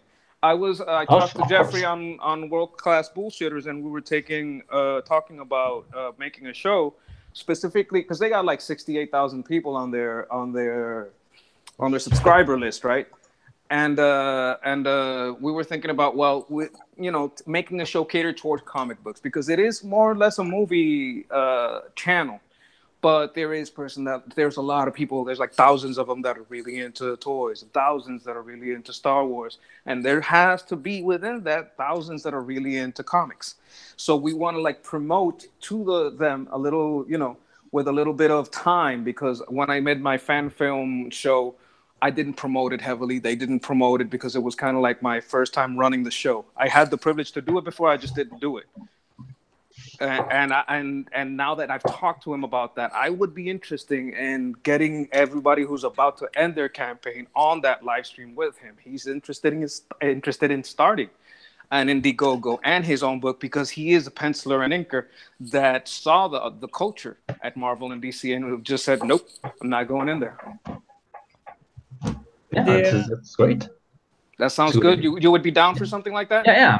Yes, I mean, man, I like being in live streams. It has helped me overcome my social anxiety and all that. So yeah, why not? Yeah, sometimes I'm talking and you guys hear me talking all smooth, but I'm really kind of nervous sometimes. Especially when I was doing my Star Wars fan film show. I might have sounded like I was all chill, but I was so nervous on the inside. And in my daily life, in my daily life, I'm like, that gif of Samuel L. Jackson that goes around on Twitter, in which he just quietly stares at you as if he wanted to kill you. That's my default expression in life. That's how I go through life. Sketch, you gotta do your own review show, because you got a voice for this, man. Yeah, man. Maybe I should. I don't know. Maybe I feel like I'm qualified to be a reviewer. But I would definitely do the interviewer thing, because I can only bring my perspective, and that's that of a customer. I can't call myself a professional movie reviewer, because really not, or a professional comic book reviewer, because I haven't been here in decades. No, but that makes you the perfect reviewer, because there's something we do in industries called playtesting, right? And we care about you as a customer, what your experience is reading something or experiencing a product or a toy, right? That newcomer perspective, I got you. Yeah, not just newcomer, just like especially if you love the product and come back to it for more and more. You're the customer we want to serve, and if you're quiet, we have no idea how to serve you. So yeah. I would say, definitely do a broadcast, because you got that voice, man. I'd try it. I definitely try it. I have like very, very little followers. I've basically been doing my little scribbles for years. And I sometimes upload some gaming stuff, because I like to game. I'm pretty good at that Titanfall too. So, if any of y'all cruising for a whooping, y'all can come calling. Well, just let me know and I'll be up to it. I'm always here. Do you play that game? I love that game. No. The last game I played was Doom from 2016. That's I'm always like 2 years late to the party. Oh, I don't play much because I know. The interview thing. Yeah, sure. And I'll be happy to. Did the ferryman end already? I think it is on demand. Let me double check. I will know here in a moment. Yes, you can still get it on demand. It is at $33.31. Okay, that's good. That's good to hear. And since I was gonna do a comic show over there and kind of like gear it and promote it towards independent comic creators, I wanted to talk to y'all about that, see what y'all thought. I mean, like I said, I don't have a big platform. I just have access to a big platform, and I'm just trying to do really good over there, so I can lend a hand. I was a soldier, so I don't have a physical weapon anymore, so I got to use more spiritual weapons like images and words. Definitely. So I can hit the heart. I won't hit you in the body. I'll hit you in the heart. Best way to be. And if y'all want to keep going, since DC United has yet to hit me back up, we can go for a little bit longer if y'all want, or do you want to cut it here? I wanted to talk to the other creators. Now we have Blue Mamba. Your project just started, or it's starting now? What's your countdown? Left. You have 10 days left, so I definitely want to get you on that stream too. Iron Sights has been going on for how long? I think it's like a month now. It began shortly after my birthday, so yeah, I think 5-6 weeks, something like that. Okay, you guys are going for leaving it as an open store? No, I don't think so. We already have enough of that with Jawbreakers. I think people will be happy enough to just get their copies and whatever they paid for on the Indiegogo. And Cyberfrog is ending, and it's going to be the last chance to get it. And I can understand that supply and demand aspect, because once that book is out, it's going to be unique. No one is going to be able to get that that way again. And that there's a certain beauty to that uniqueness that, like, hey, you're not going to have another one. They're not going to make another one. Anything else is going to be a different version. I think that really drives the value.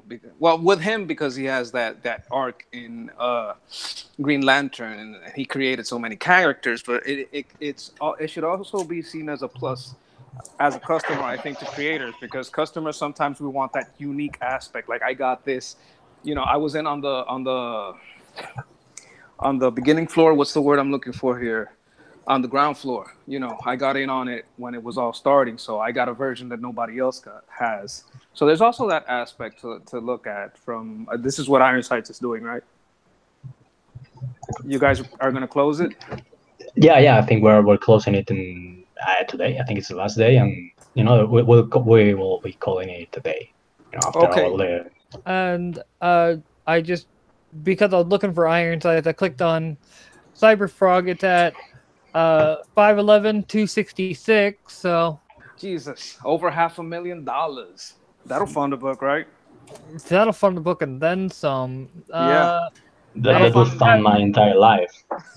No, but they gotta pay a couple of bucks in taxes and cost, and they got a lot of perks in there. Yeah, Only a couple bucks. Yeah.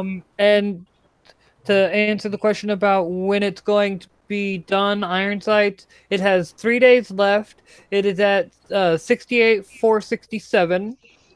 Yeah, we did raise $300 thanks to the interview. So yeah, there's that. Excellent. That's cool. Yeah, I wanna get a couple of these projects on that show, and especially I think Jeff is gonna be the person that runs the channel is gonna be open to it, because he wants to do his own. He's like, you know what, this was my goal. It was his goal in life, and these places were so toxic. They call us toxic, but they're the toxic ones. And these places were so toxic, he just couldn't get into it. He was like, you know what, I'm just gonna do a movie review channel. Fuck it. I can't get into this, but I think he's on Instagram. I got to get his Instagram, but he's got a little bit of the inking and the penciling skill, and he would be open to that. So, you guys know my Twitter, right? It's Cyberfrog Fan Art. Yeah. You have a new follower since a couple of days. Yeah. If you guys are creators, I appreciate the follow, specifically so I can send you the direct messages if I want to coordinate for a show or something. So it's also a talent pool. That's like the biggest purpose of that place. It's sometimes I get angry at my local politics because they want to turn Puerto Rico into Cuba, and I don't want that. They just now got property rights. What the? I don't want that to happen to my island, so I'm very protective, and sometimes I get into a little bit of political kerfuffles or whatever. But it's mostly about, like, as a customer, customer's gonna like and talk about 100 things. That's definitely. All right, I figure we'll just go ahead and call it there. I will let Mr. Canales start with the closing pitches. With the what? Sorry. Closing pitches. Not with a B, with a P. It's a pitch. Oh yeah. Okay, so what am I supposed to do again? I think I'm late to the party and I didn't get. Okay, pitch means when your sales pitch, like, okay, this is what I got. This is why it's good. Why you should get on board. So you mean Ironsights, for example? Exactly.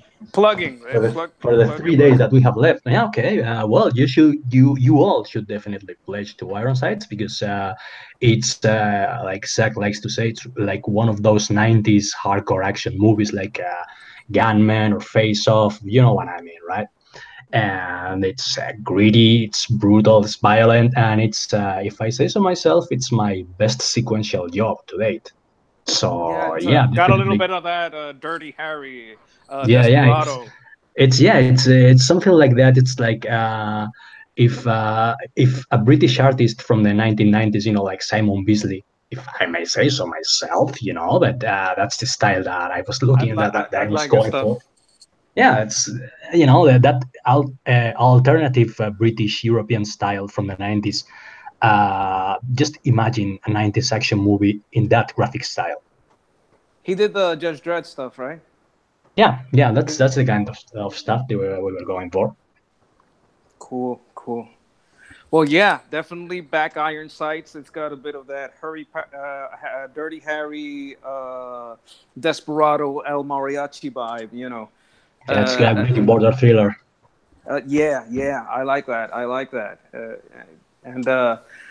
And Blue Mamba. Talk to us about Blue Mamba. Oh goodness, Blue Mamba, the sexy assassin, former Marine, going after radicalized community leaders who stepped out of line. If you like the spy thriller genre and you enjoy seeing sexy women in print, this is the book you want. Sign me up. Excellent. I'm gonna back all of y'all, but I gotta get paid. I went a little overboard this month. Yeah, I did too. That's understandable. And Matt was basically pitching his card game in the chat, so I just gave him mod status so he can actually post a link to the Indiegogo for those who are still watching and are interested. I just posted the link for Blue Mamba. Is it the animator? No, Matt is okay. Matt Wenger. He's the one doing the card game. Okay. I'll keep that in mind. Please follow me, Matt. I'm a Cyberfrog fan art, you know, just in case we want to do something. I'm trying to get like card games. I'm trying to get Jeremy from the Quartering to like I've said this before. I said it on my Star Wars show. I believe that these are big evil marshmallows. Okay, these people that get in the industry and they're big evil marshmallows, and we got to cross the streams. We got to cross the movie streams with the comic streams and the gamer streams, and that's how you take down these big evil marshmallows. You know, I'm a big Ghostbuster fan, as you can understand. Josh, post a link to the video so Sketch can see it. Yeah, okay, here we go. Josh was on it. Okay, there. Got it. Yeah, so please follow me, Matt, at Cyberfrog Fan Art. Thanks. All right. Yeah, and my thing is I do like sometimes I talk on different shows. Subscribe to World Class Bullshitters. That's where I'm most active. You can sometimes hear me on Blacklist Universe with Mike Miller. I get on with Emma sometimes. Lately, I've been over here a lot, so definitely, if you're not already subscribed, get in on a Nerd and Over 30. He likes to give people a chance to speak. And my personal channel, it's just a little bit of a sketching therapy thing. I was in the Army. I got hurt in the head. And I get a lot of migraines, and just, it's a great therapy. You know, you guys are pros, so it's a deadline. It can be a stress, but you guys should probably remember a time when it just made all your other worries melt away. So I've always promoting, hey, you know, art is a therapy. My cat's going crazy. I don't know what's wrong with.